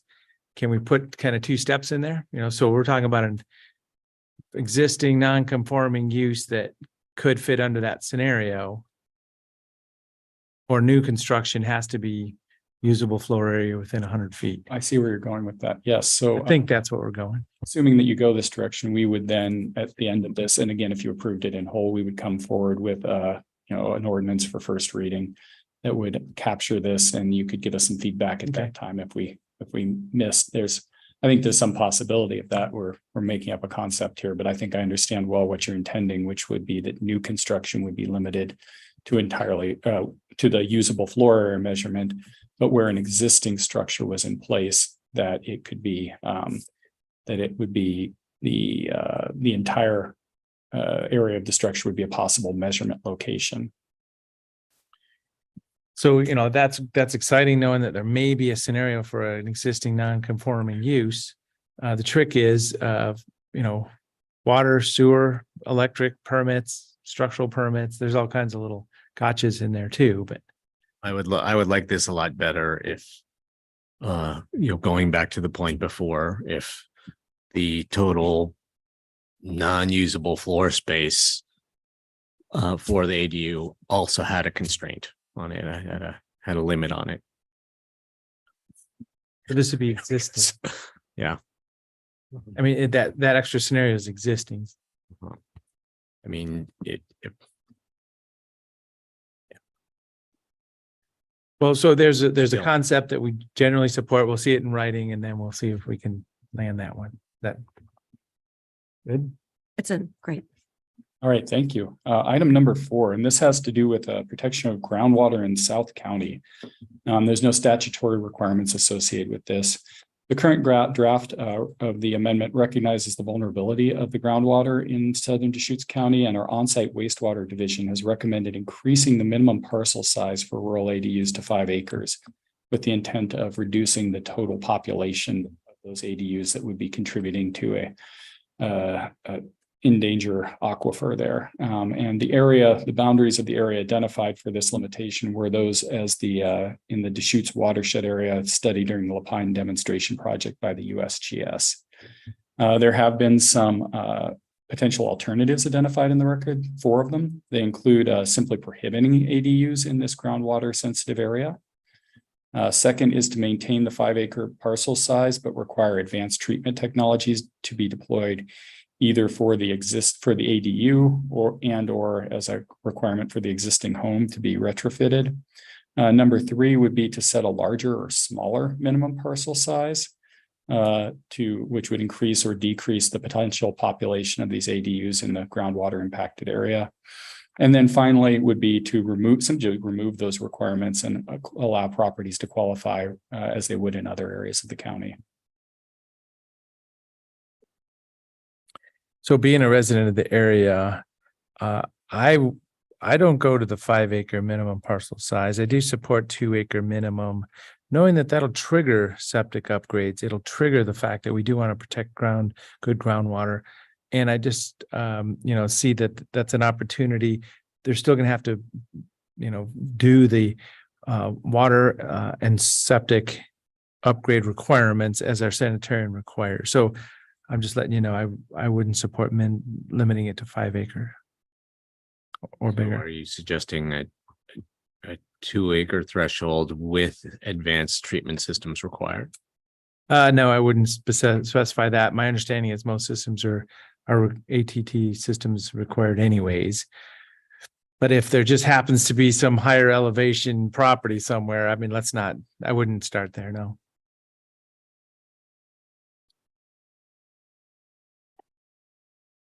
I think it's unfortunate that the DEQ study, we're not going to hear about that for a couple more weeks, just because it seems to be a little relevant. I did think we received some excellent letters from the community stating the reason why they didn't believe that it was necessary to go to 5 acres. I would support the planning commission's recommendation. I think that 5 acres is appropriate for an area of groundwater quality concerns such as this. So hearing the board, it sounds like option 4 here, which would be removing special requirements for this area to size, and it would they'd be governed by the 2 acre limit that covers all ADUs. Thank you. Moving on to number 5. This has to do with the EC analysis, of course, the environmental, social, economic, and energy analysis required when you make text amendments to determine that you're making choices about how you protect Goal 5 resources. So ADU development as proposed would be allowed in designated Goal 5 areas such as wildlife combining zones, subject to the standards of those zones. Any development within sites such as floodplains or wetlands would require conditional use permits with the federal, local, state agency participation and environmental and natural hazard regulations. However, as presently drafted, the proposed amendments don't allow ADUs in the floodplain zone. So the current draft of the amendment has an EC. When you're in an EC, you're doing one of 3 things. You're doing a couple things. You're identifying a use that might conflict with your Goal 5 resources. So there's a potential that adding ADUs could conflict in some way with wildlife protection. And in response to that, you're allowed to choose to allow the ADUs without further wildlife protections. That would be the allow option. You're allowed to prohibit them, saying that the conflicting use is something that is more important on the whole and that you want to see these not allowed. Or you could specify the specific limitations to try and mitigate those impacts. And so under the current draft, it is what we'd call an allow option. Some alternatives and refinements that have been identified in the record would be to prohibit the rural ADU development in the Goal 5 resource areas, and to specify that's the wildlife area combining zone, greater sage grouse area combining zone, and sensitive bird and mammal habitat combining zone. And this was the recommendation of the Planning Commission. They were asked this question twice. The first time they took that position 5-1, and second 3-2. A second provision alternative would be to prohibit rural ADU development in some but not all of those areas. And then finally, the third option would be to develop additional restrictions in coordination with ODF&W or other agencies to improve protections associated with the ADUs, for example, minimal parcel sizes, driveway acres. That development, that type of development isn't in the record at this point.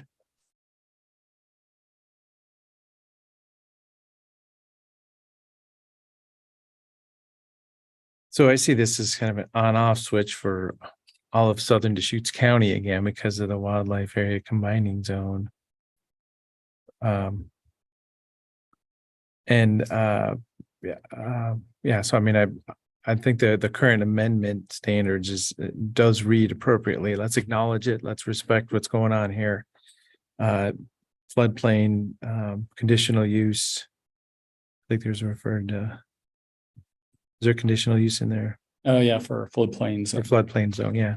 So as I say, I think, that's a good starting point that I still support, which means, we'll see where that goes. If I understand correctly, there aren't prohibitions on development of other kinds of accessory buildings in the wildlife area combining zone. That's correct. So, to restrict accessory dwelling units when you could put a whole bunch of other accessory buildings on your property doesn't really make a lot of sense to me. So I appreciate the concern about the sensitivity of wildlife habitat. So I would I would be inclined to go with the third option here to develop additional restrictions in coordination with ODFW to allow rural ADUs in the wildlife area combining zone, but mitigate the impacts.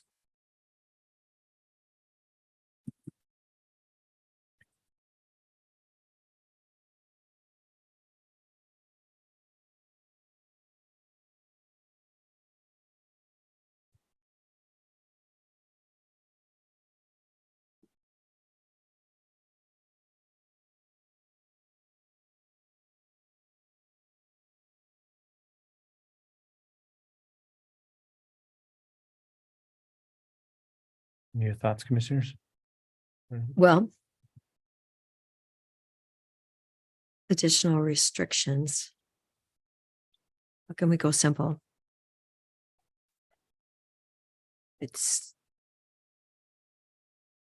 You're saying that a lot of Lapine will be restricted out then. Yeah, the significant portions of the residential areas that would otherwise be eligible would be restricted under the Planning Commission's recommendation. Or precluded under the Planning Commission's recommendation from having ADUs. Okay. Yeah, we're talking about 800 something parcels total. I think that's the number. Is that 800? I'd have to look that up. I apologize. While you're thinking, I'll see if I can find it.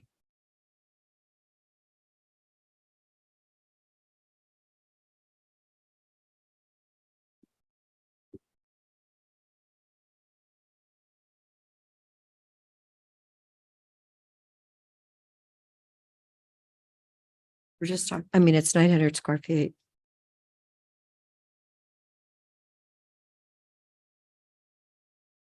So as to say, they're, well, 800 parcels. When you think of up and down Day Road, everything's 1 acre there. So it's really just other parcels all spread out. But Day Road 1 acre wouldn't work. That's my point. I mean, Right. it's not where all the Okay. 1 acre parcels are.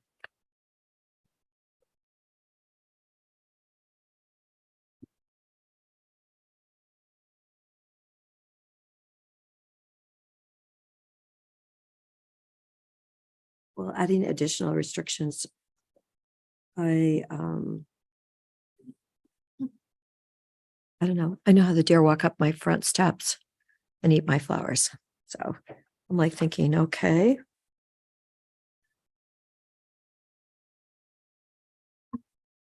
Well, would you want to hear some input on that, or would you support kind of the proposed current amendment standards that were like that third column over? The third column. Let's see. Are you talking about the second commission recommendation? No, the current amendment standards. Okay. Current standards.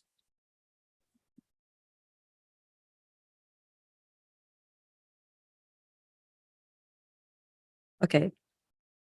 The current standards. So that'll be our starting point. Right. For this package.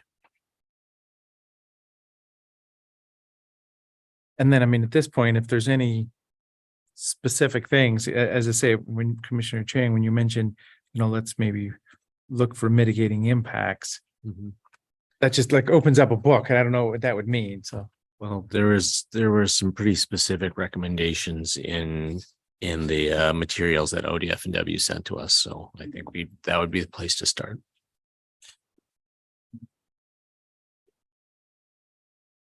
okay, well, so let's proceed with current amendment standards with this discussion at this point. We'll see where we go. All right, thanks for that guidance. Moving on to item 5, moving on to item 6.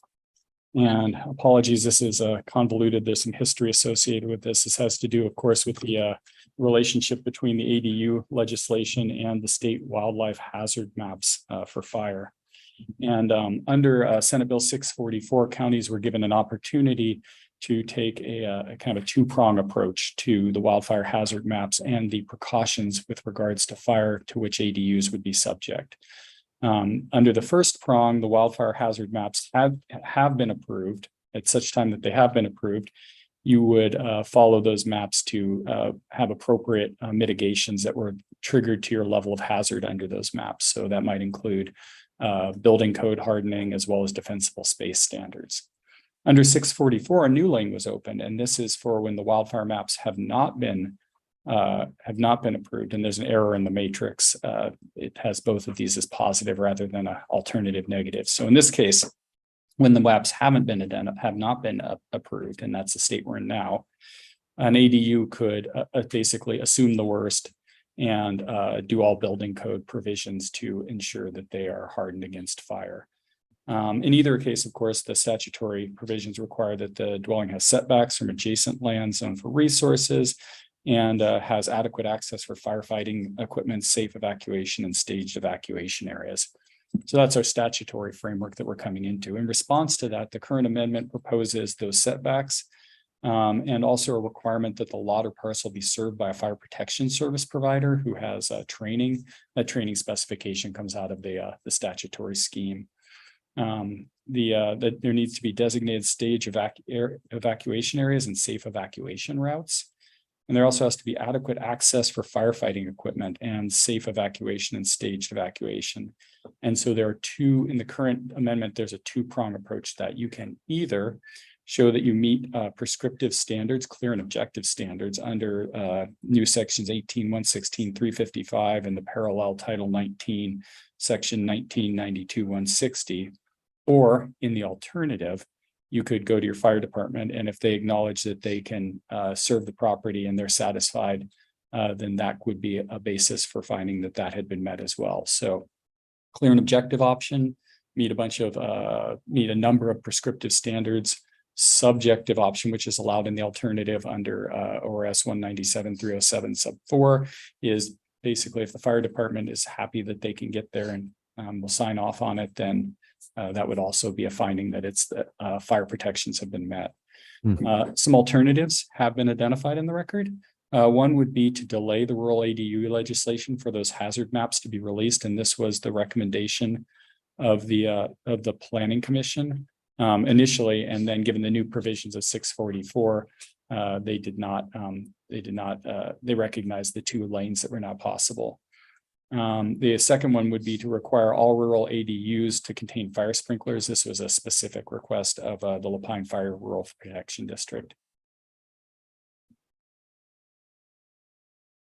This is a good example of clear and objective standards and Plan B. So it's good to be able to, practice this at this point in time for these items that end up being kind of subjective about, okay, well, how do you design safe?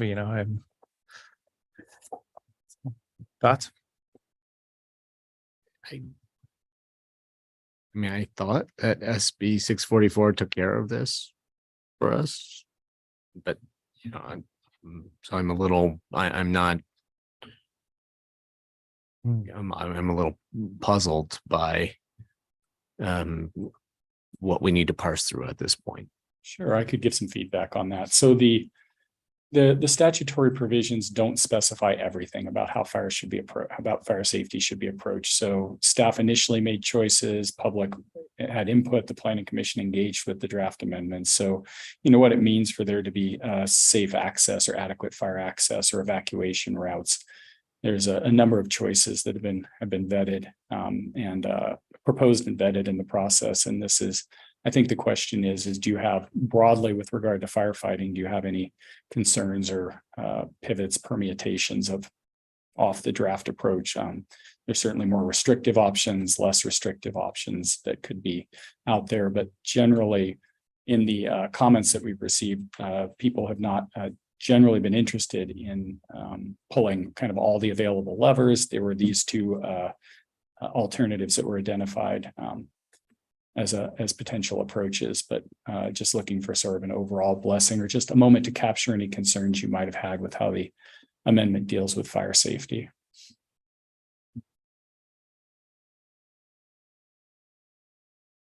Well, I think it would be onerous to require sprinklers in every ADU. Actually, I had sprinklers in my house maybe two of them. And honestly, you want the sprinklers outside because that's how you're, if you've got a fire coming. It's different than. Yeah, I know. But I mean, it's just, is this inside internal sprinklers in the house? I think that's what he's referring to. I know. Well, that's So what I think it's he's like referring here. to, but I know from having a Yeah. fire go around my house, I was really glad the sprinklers outside were turned on because I didn't want to have to use the sprinklers inside. Well, I mean, that points to the importance of adequate defensible space Right. and wildfire resilient building materials and building practices, which is. Isn't that all? Isn't that what we're dealing? I mean, isn't that what we do now? You have to have hardening surface, you don't use shake roofs, all those things. We've come a long ways. And that's, of course, an evolving process. So one of the things that comes out of the wildfire hazard maps, and certainly we'll be talking about that, is increased expectations for local builders with regard to fire safety procedures. And so that's something coming forward. I think at the time of the ADUs, there was a concern of allowing a new category of dwelling that was not subject to these, what the state saw as forthcoming requirements for fire safety. And they said, let's have these be first in terms of meeting these new standards. So that's why we have these kind of unusual provisions that we think ultimately there seems to be a state direction towards requiring these for more types of structures. But for today, specifically these standards just for ADUs.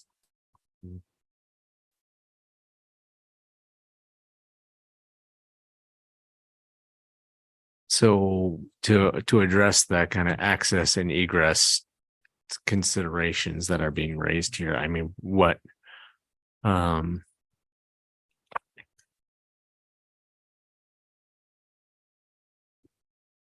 the alternatives that have been suggested for us do not address access and egress.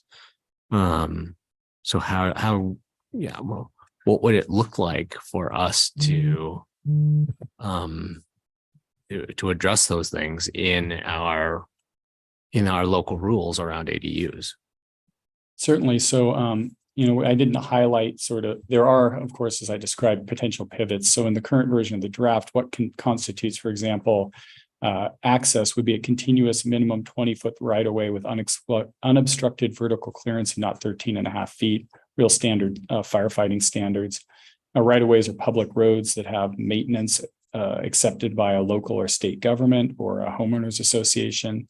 Could also include private roads with maintenance responsibilities to the homeowners association. Also driveways also to a similar standard, but also including a all-weather surface that's asphalt or concrete. So a fairly robust driveway, or in the alternative, some other surface that is an all-weather surface that will carry 7,500 gross vehicle weight. This is something the fire departments look for. They don't want to find their fire truck stuck in the mud when they're trying to help someone out. And in the alternative, again, clear and objective or subjective standards, there's a safety there, which says if the fire department finds the access is adequate, that's sufficient as well. So there's a default, which includes either paved driveways certified to meet a weight requirement. So, robust gravel driveways, or in the alternative, something the fire department's happy with. But that gets us squarely into subjective. Right. And so that's definitely the A and B. Well, and remember that the clear and objective, you have to have a clear and objective option, as I've referred to it, on the menu. And once you have that, then you can offer developers subjective alternatives. Robust gravel driveway. I mean, how do you confirm? Because there's a lot of gravel driveways, but. And so that is something that is designed to support a minimum GVW, gross vehicle weight, as certified by an engineer. So because this has to be in a clear and objective standard, we were in a bit of a pickle here. There's nobody. Have we done that before? Is my question. Yes. And so this is the go-to in the forest zone is the approach that comes with this. So, okay. But it also, we've certainly run into difficulties where certifying these roads, getting an engineer to certify a driveway isn't, it's not nothing. You're hiring a professional, come out and evaluate your driveway and make sure it's constructed and maintained to a standard. And that has been, that can be a medium heavy lift. It'll be a And couple so- $1,000s of rock for somebody as soon as they're like, I gotta do what? So but that's good to understand up front. Yeah, as the clear and objective option. And then, you know, of course, you know, anything that the fire department is certified with, is satisfied with, will also be accepted in the alternative.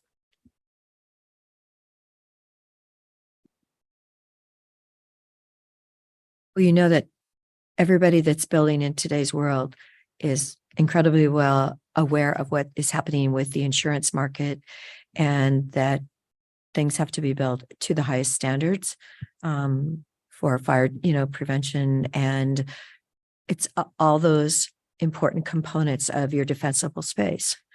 So I do find that interesting about the gravel. So I support, starting with the current amendment standards as written with the information you've provided, and then seeing it in the, the final form. Sounds fine. Any other thoughts?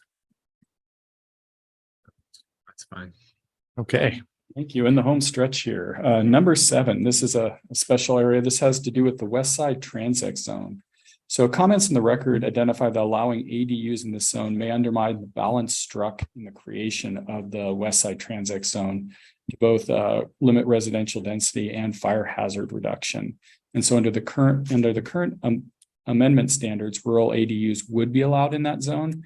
And those ADUs would be subject to all the same restrictions that other dwellings in the zone are subject, including property scale fuel treatments, wildfire mitigation building code standards, and maintenance of open space corridors.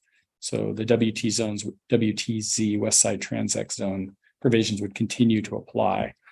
The Planning Commission had recommended initially 6-0 and in a second review 3-2 to simply prohibit these ADUs in the West Side Transect Zone. Alternatives would be to prohibit them as recommended by the Planning Commission, or to consider number 2, if there were additional restrictions specific to ADUs going beyond or different from those that were identified for the dwellings allowed outright in that zone for these ADUs.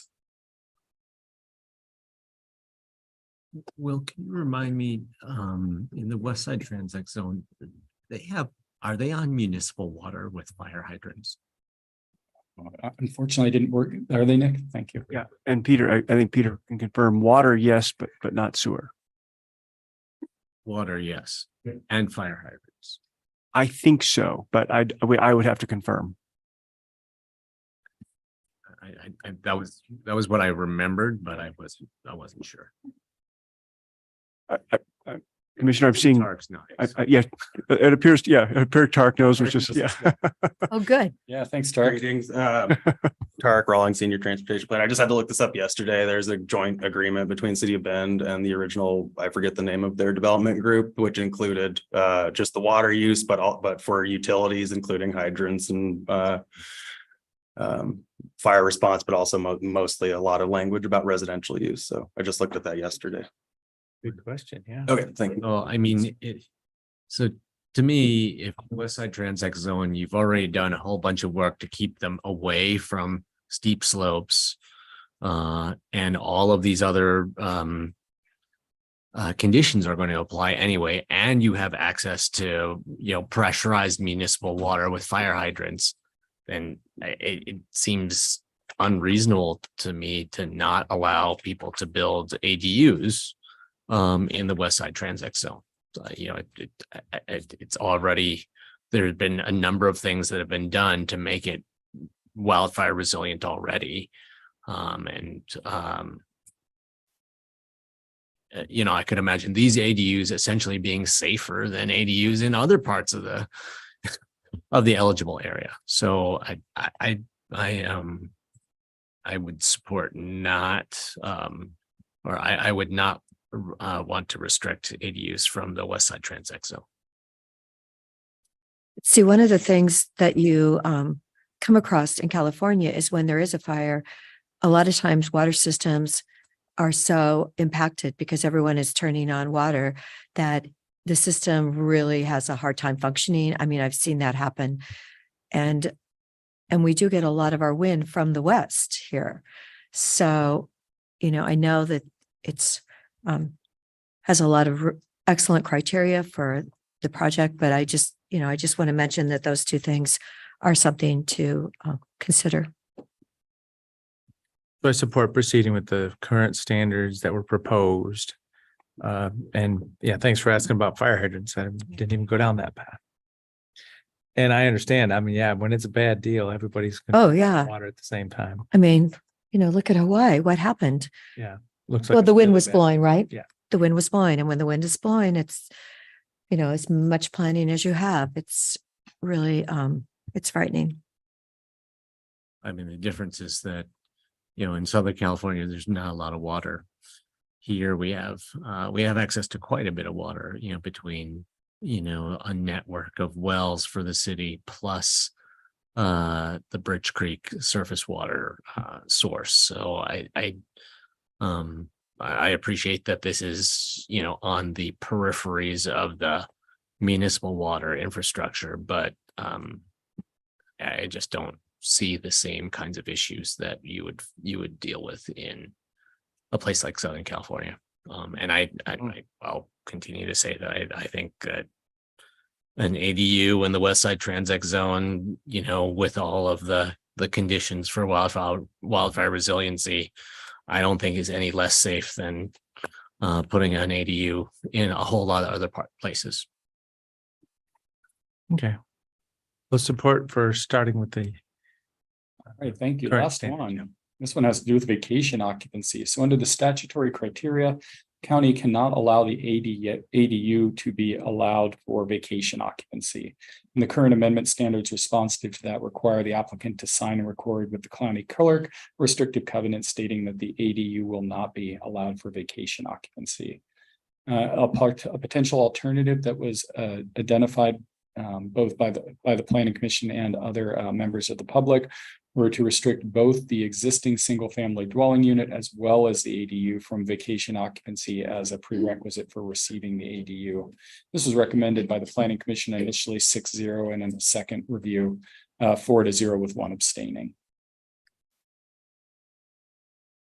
We need housing. And I think we have a lot of vacation housing here. So you would hope this wouldn't stop them if we do make that determination. Just One to of- go ahead with the project. One of the things I've seen is the gig economy and van life people and seasonal activity. So I'd be hesitant to put the prohibition on the primary and the secondary. And the state law requires one of them, but the other one would be an opportunity, just for a property owner, because we're just seeing it. The world is changing right now, and people aren't settling in the same way and we have in the last 100 years even. So I would start with the law as required, but not extend it.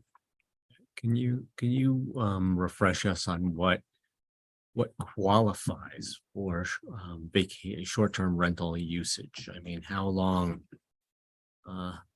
You got a gig economy worker who comes for 3 months and wants to stay someplace. I actually don't think that that's a short-term rental day anymore. I think it's 45 days. And so this one is Maybe, I don't know. defined as vacation occupancy is defined in ORS 90-100. And I am scrolling all the way down to number 100. It's 45 days. 45 days. Thank you. Yeah. So as I say, that's the only If thing. somebody comes here for a work project and is staying for 2 months,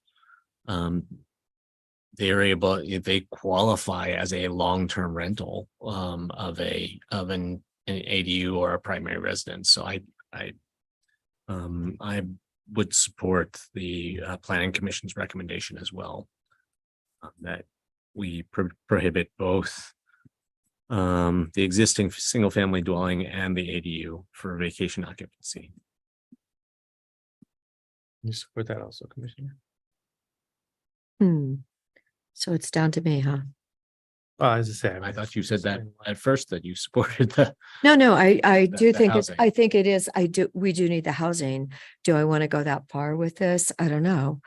And of course, could it be something, would it take 5 years to determine that we really had a problem? you know, let's say we had 1,000 ADUs built and, you know, as you said, the people that own the big home move into the little home and they rent out and make a lot of money. Is that going to take over? I don't know. Yeah, I was just providing the scenario that would get me to not require both, but. So, yeah, we're gonna put a final package together for review after this, which Right. version do you want to see to start with? I guess I would put it on both. Okay. Mr. Chairman, Sure. if I may, I'm Peter Gutowski, Community Development Director. As staff brings back the amendments based on today's clarification during deliberation, I just want to offer an observation as it pertains to the 100-foot sighting distance and the conversation, the concept that Will articulated also with his hands. I'll call it a bridge concept. As right now, Senate Bill 391 stipulates that the ADU can be located no farther than 100 feet from the existing dwelling. And what's being contemplated is, to the extent that there's a non-conforming structure that's not A really nice garage.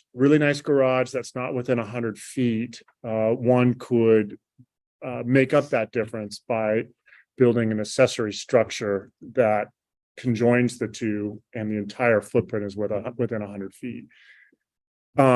We have not gotten any indications that anybody is contemplating challenging these amendments, but I think it's important to acknowledge that this comes with real vulnerability to the extent that there are objectors, and not just for the text amendment. The text amendment, as you went through today, there was an easy analysis and through that easy analysis, it was found, and the board directed staff to bring back amendments that would allow rural ADUs on all eligible lands that are 2 acre or larger, that are in rural residential exception zones, irrespective of any wildlife area combining zone. That easy analysis was structured based on the fact that there, you know, the way Senate Bill 391 was codified is that there's some limitations physically in terms of where you can put that ADU. And that analysis essentially said, you know, that those impacts are taken into consideration. There's this 100-foot distance. What the bridge concept acknowledges is that there's a lot of variables that where you could have this garage. And how do you structure an easy analysis to evaluate those variabilities? Some may be within a couple 100 feet. Some could be even further away.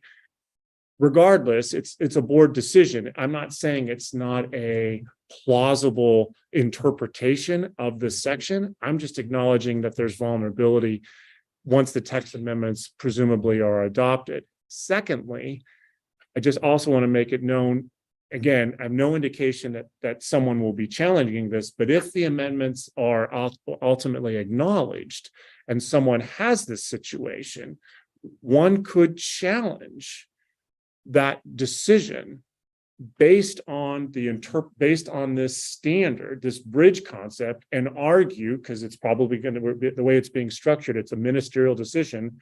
They could challenge that decision, and this is after someone's gone through and confirmed they have adequate septic, got a design professional. For all I know, they may have built the structure, because they have to have an existing structure that's within 100 feet. They could put all of this investment in, only to find out when they get a ministerial decision, somebody, a neighbor, whomever, could appeal that decision based on an argument that the county's application of this 100-foot sighting distance is not consistent with what the intentions were with Senate Bill 391.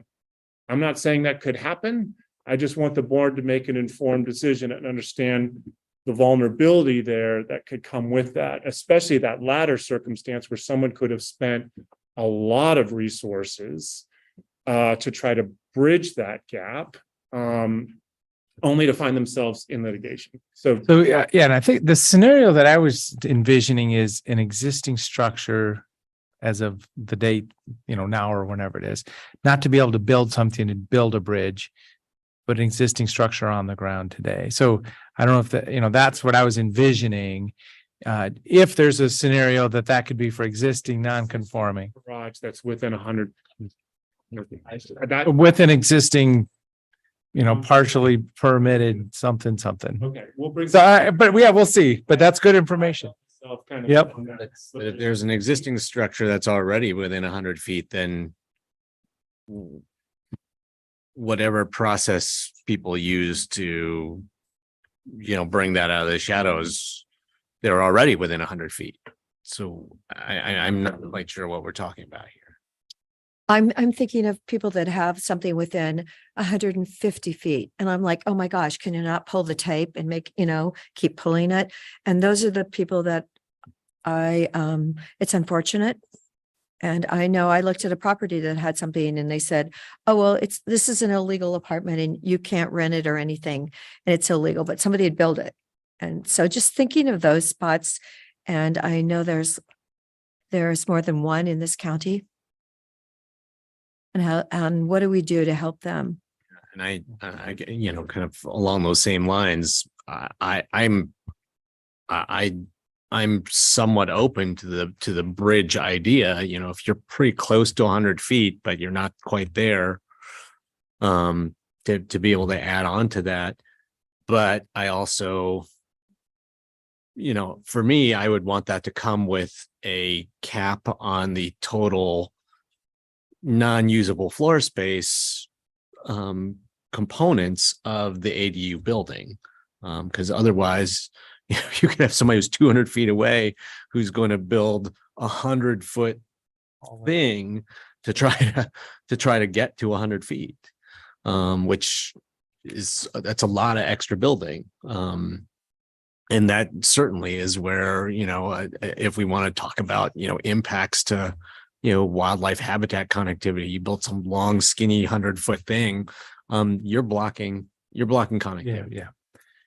Well, and I think there's a lot of common ground here. We're toying with how can we do something for non-conforming existing uses, but this may not be the environment for that in the end. So, but we're starting with something maybe we can see on paper, but yeah, well. Yeah, and thinking about item 3, and I'm glad that Peter came up. Those are some important considerations, and certainly the stability of an amendment in the face of any appeal is one consideration the board might weigh. It may be, and I'm thinking out loud here, but I think it may be that it may be more defensible rather than to allow the bridge effectively to come from the ADU. Because the measurement to this single family dwelling is not to usable floor area, it may be that the statute as stands allows what I'll style as a reverse bridge.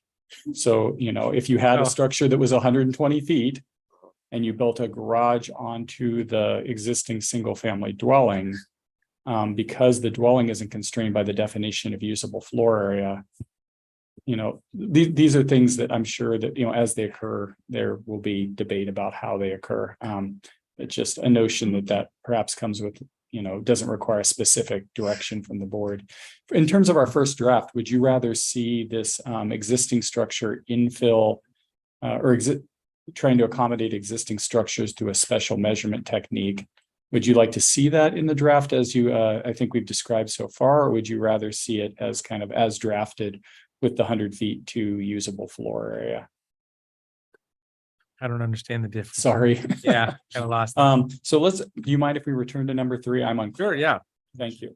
So, there's an initial proposal which says that the 100 is measured from the existing single family dwelling, and so that any portion thereof to the usable floor area of the ADU.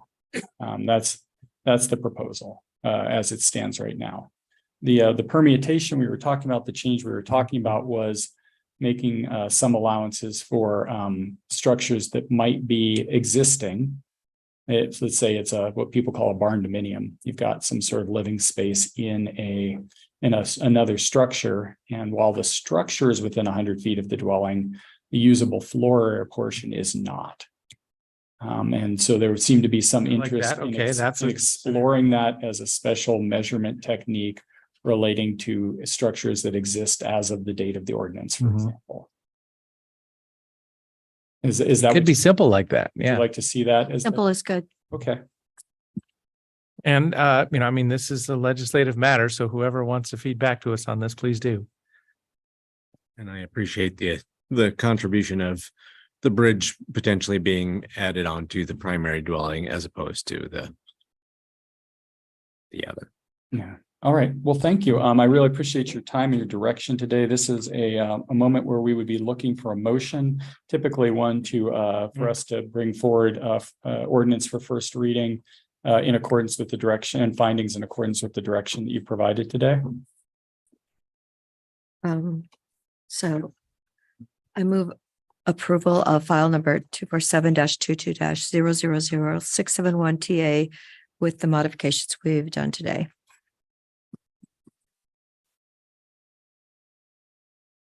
I'm not sure if I'm going to be second.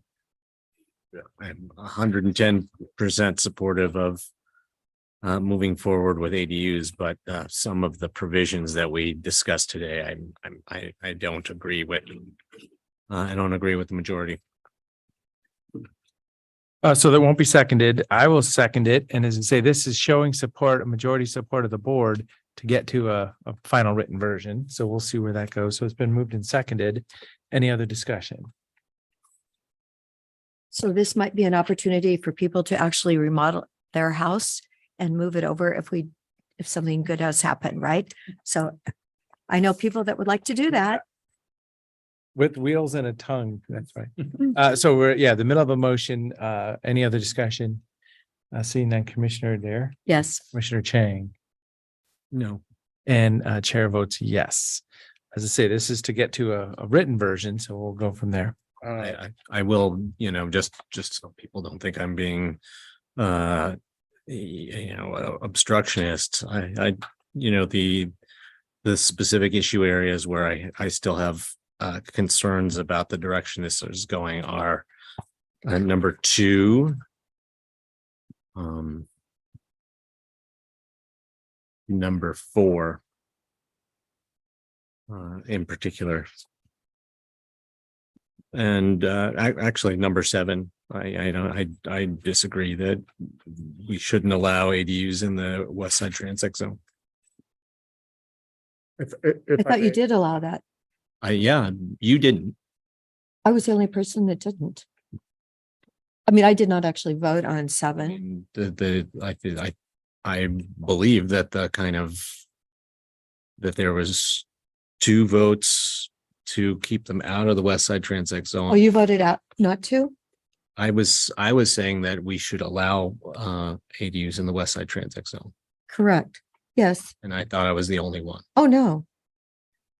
You voted for them, did you, Commissioner DeBonne? And I just brought up that I just wanted everyone in the room to be aware of the water issues when you count on water, that sometimes it's not there when you really need it. So anyway, I did not vote, but I know that there's a lot of rules there, so I'm happy with 7. Say we can get down to it when we see this package in a final version. Yeah, We well, can talk about items there. well, I think it's valuable to identify where my concerns are early. So Thank you. doing that. Mr. Chairman, I may just in terms of how staff's going to approach the ordinance. We're not trying to be presumptuous and convey for anyone who's here in the meeting room or watching online. But if the board finds even with some of the difference of opinion, that there's unanimity in terms of supporting an ordinance that allows rural ADUs to go forward, in an abundance of caution, and also to educate and do and interface with the media and Eric Brion, our kind of public relations expert, we will be recommending for an ordinance that is contemplated for emergency, that be 30 days or when it's acknowledged, meaning that there's no challenges, or if there is a challenge that has been resolved by the courts, whichever happens first. And the reason for that, again, is there's tremendous investment and analysis that goes into determine if one's eligible property can accommodate an ADU in terms of septic, And, there's design elements, and what we don't want to have happen again is having an ordinance adopted. We're doing this huge press release and information that goes out only to have it appealed.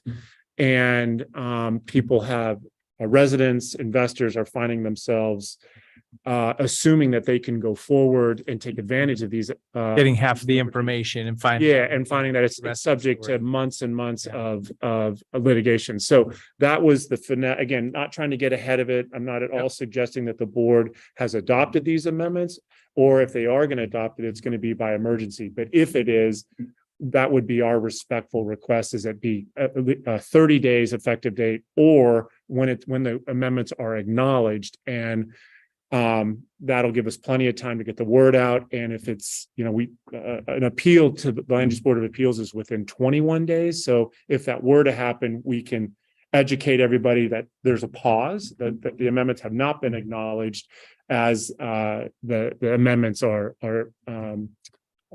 subject to the Land Use Board of Appeals. Just something for your consideration. Thought this was appropriate now than when you have an ordinance in front of you and there really may be momentum to go forward. Thank you. Thank you. Thank you, commissioners.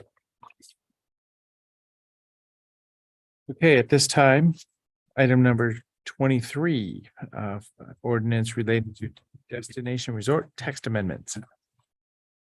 I need to say something in relation to this. Sure. Yeah, go ahead. Okay. After spending a considerable amount of time reviewing the extensive record, including over 570 public comments, and upon further reflection, I wish to make a motion to reconsider the motion and the vote that was previously taken. Okay. Yeah, that's we can definitely work with that. If that is the overall vote of the board, then that would be 2-1, technically denying the text amendment. Doesn't commission, someone has to second That would be a motion. Yeah, I'm just kind of working through the mechanics, I guess, of what that might do today. But yeah, and for the record, Tarek Rawling, Senior Transportation Planner. But yeah, happy to hear the discussion. Okay, so we're deliberated towards this ordinance package. Today was scheduled for a first reading. Now, Commissioner Dare, you want to reconsider. Right.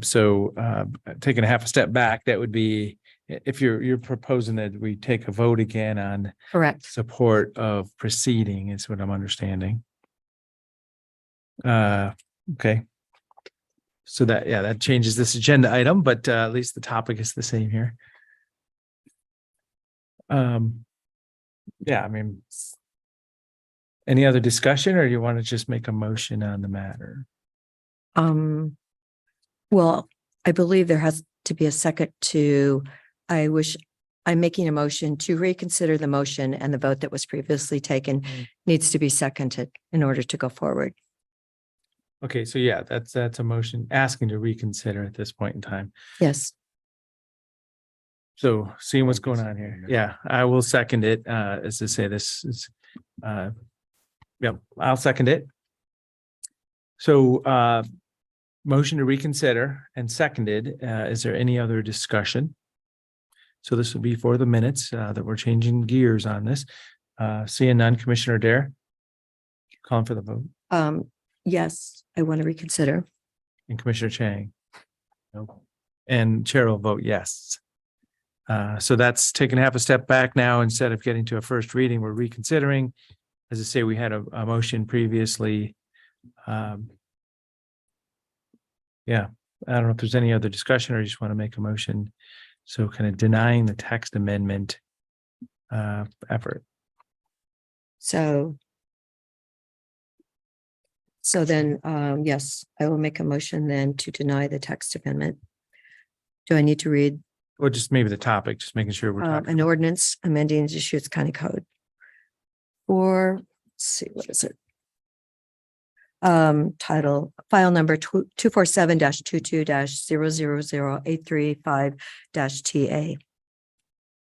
Okay, so as I say, this is where we were at a while ago, and my position is in support of that, so I will second it. Any other discussion? Seeing none, Commissioner Adair calling for the vote. Yes. Commissioner Chang No. and Chair will vote yes. So that has reversed the previous deliberation decision, and this ordinance won't be proceeded with today. Exactly right. Yeah, thank you for saying that last part. That was all I really had to say to end it with. So yeah, this won't move forward as long as that's the 2-1. And I'll kind of let the applicant know and we'll move on from there. So thank you very Okay. much, Commissioner. Great, thank you. Okay, and last agenda item, we may have other items or executive session yet today, but at last agenda item, item number 24, accepting a petition to incorporate City of Mountain View as a proposed name and setting a date for public hearing. Good afternoon, Chair and Commissioners. For the record, Nicole Mardell, Senior Planner with Deschutes County Community Development. And today I'm here to follow up from Monday's work session. We utilized board guidance on setting the public hearing date, time, and testimony limits for a public hearing to consider the petition to establish the City of Mountain View. So staff has incorporated the one minor change from Monday's discussion to extend the petitioner's argument allotted time from 30 minutes to 45 minutes. But otherwise, staff is here as essentially a formality to get your formal approval and board signature of ordinance number 2023-033, accepting the petition and setting the date for public hearing for petition for incorporation of the City of Mountain View. Great. So this is still not the time to ask substantive questions. Mhm. It's all just about process. That is correct. Yes, at this time, we're looking for approval to set the date for the public hearing, and staff will return for a work session to discuss the application more thoroughly prior to the public hearing. And the proposed date, the date in the order is September 20th at 9 a.m., our regular board meeting in this room. That is correct. So yeah, people are ready to get engaged with this one, just like you asked, but it's just time to acknowledge that it's coming and set a date for the discussion. Is there a motion to accept this? So move to accept the petition to incorporate, to move the board signature of order number 2023-033, setting the public date hearing of September, 20th? And parameters to consider the petition to incorporate the City of Mountain View. Sorry, got the last. It's been moved and seconded. Is there any other discussion? Seeing none, Commissioner Adair, Yes. Commissioner Chang, Yes. and Chair votes yes. Thank Here we go. Okay. So at this time, other items. Whitney is here. Oh, you're in the back. She's back there charging her laptop, maybe. Couldn't tell. Brought paper with me this time. Oh, and paper. Commissioners, we received a note from Sergeant Garrity with the Sheriff's Office related to a grant application that COIC is putting forward to the Department of Transportation. And these grant funds focus on evacuation and looking at areas of highest risk when it comes to evacuation routes in Central Oregon. And Crook and Jefferson counties, along with the city of Bend, have submitted letters of support to COIC for their application in receiving funds to kind of take a look at this and look at areas of vulnerability specifically as they relate to our local transportation system. And so we wanted to put this on the board's radar with the potential of if the board has interest, the county also submitting a letter of support for this application. So I have with me, and I'll pass these out, a draft that Jen Patterson was able to put together, as well as the letters that have been submitted by Crook and Jefferson counties in the city of Bend. So I'll go ahead and pass those out. Be late in the process if everybody else has signed a letter already.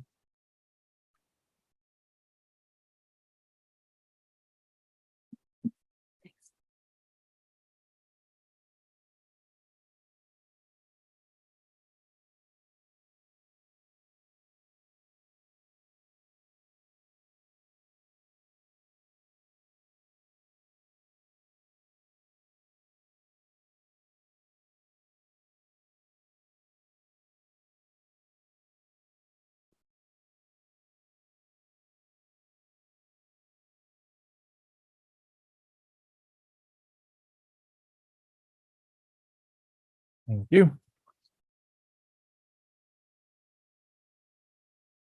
Oh, I did that one. Oh, the one you gave, is that one? Oh, that's all right. Oh, we actually got it. Okay, good job, Jen.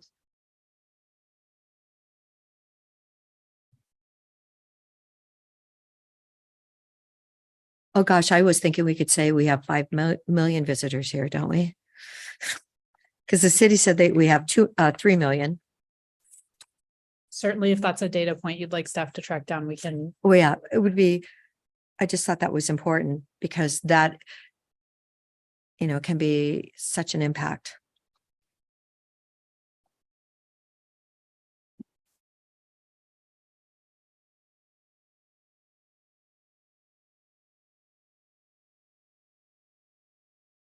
So COIC's application to the U.S. Department of Transportation.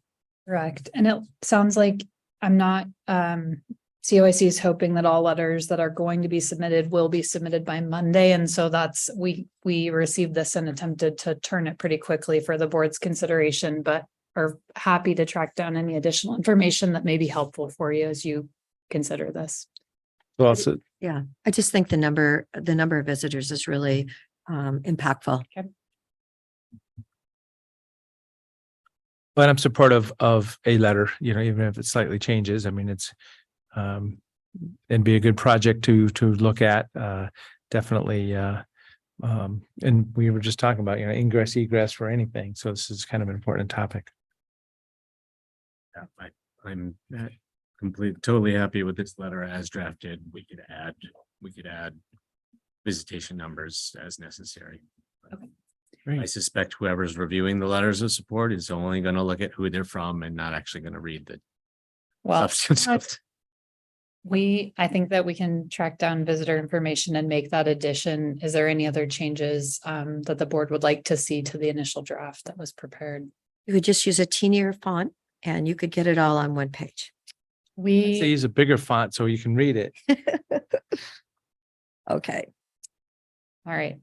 We will make those adjustments and get this routed for signature and with the goal of getting it back to COIC by Monday. Is there a Do motion? we need a motion? I so approve the letter to the Honorable Pete Buttigieg, Secretary of Transportation, to support the COIC project. Second. Any other discussion? Seeing none, Commissioner Adair, Yes. Commissioner Chang, Yes. and Chair votes yes. Thank you. Thank you. Any other items, Nick, specifically? Not none on my list today. We just have the executive session. Okay. So then, any other items from the commissioners? Nothing for me. Commissioner Adair? Nope.